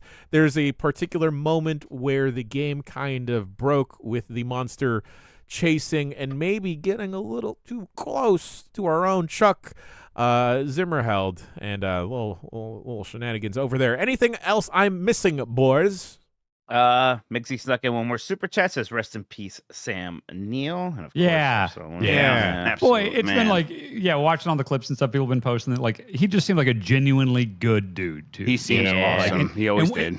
What a model way to kind of semi-retire as an actor too, where it's like just kind of I'm gonna go do my own. I'm gonna go to New Zealand, have a farm, have all these animals, and just be a good guy. I've always loved his. Gonna go to Montana and marry a big, beautiful American woman, or whatever he said, and run the hunt for the Red October. You could do that in heaven now. He's the best. This Friday for UPF, we're also finally checking out and playing Mecha Chameleon. Fun times will be had. Mecha Chameleon. Thank you, Mike Minotti. I think that might be it. So I think that wraps up the show. Folks, we'll see you next week for another episode of the Giant Bombcast. He's been Jeff. He's been Dan. He's been Mike. Shouts out to Jeff Backelar. Shouts out to Turbo Sean McDowell for producing and editing the show. Shouts out to Will. Hope you're enjoying your vacay. And Chuck, what's up, dog? We'll see you next week for another episode of the Giant Bombcast. Until then, goodbye. Oh, yeah, I'm Jan. We'll see you. Bye.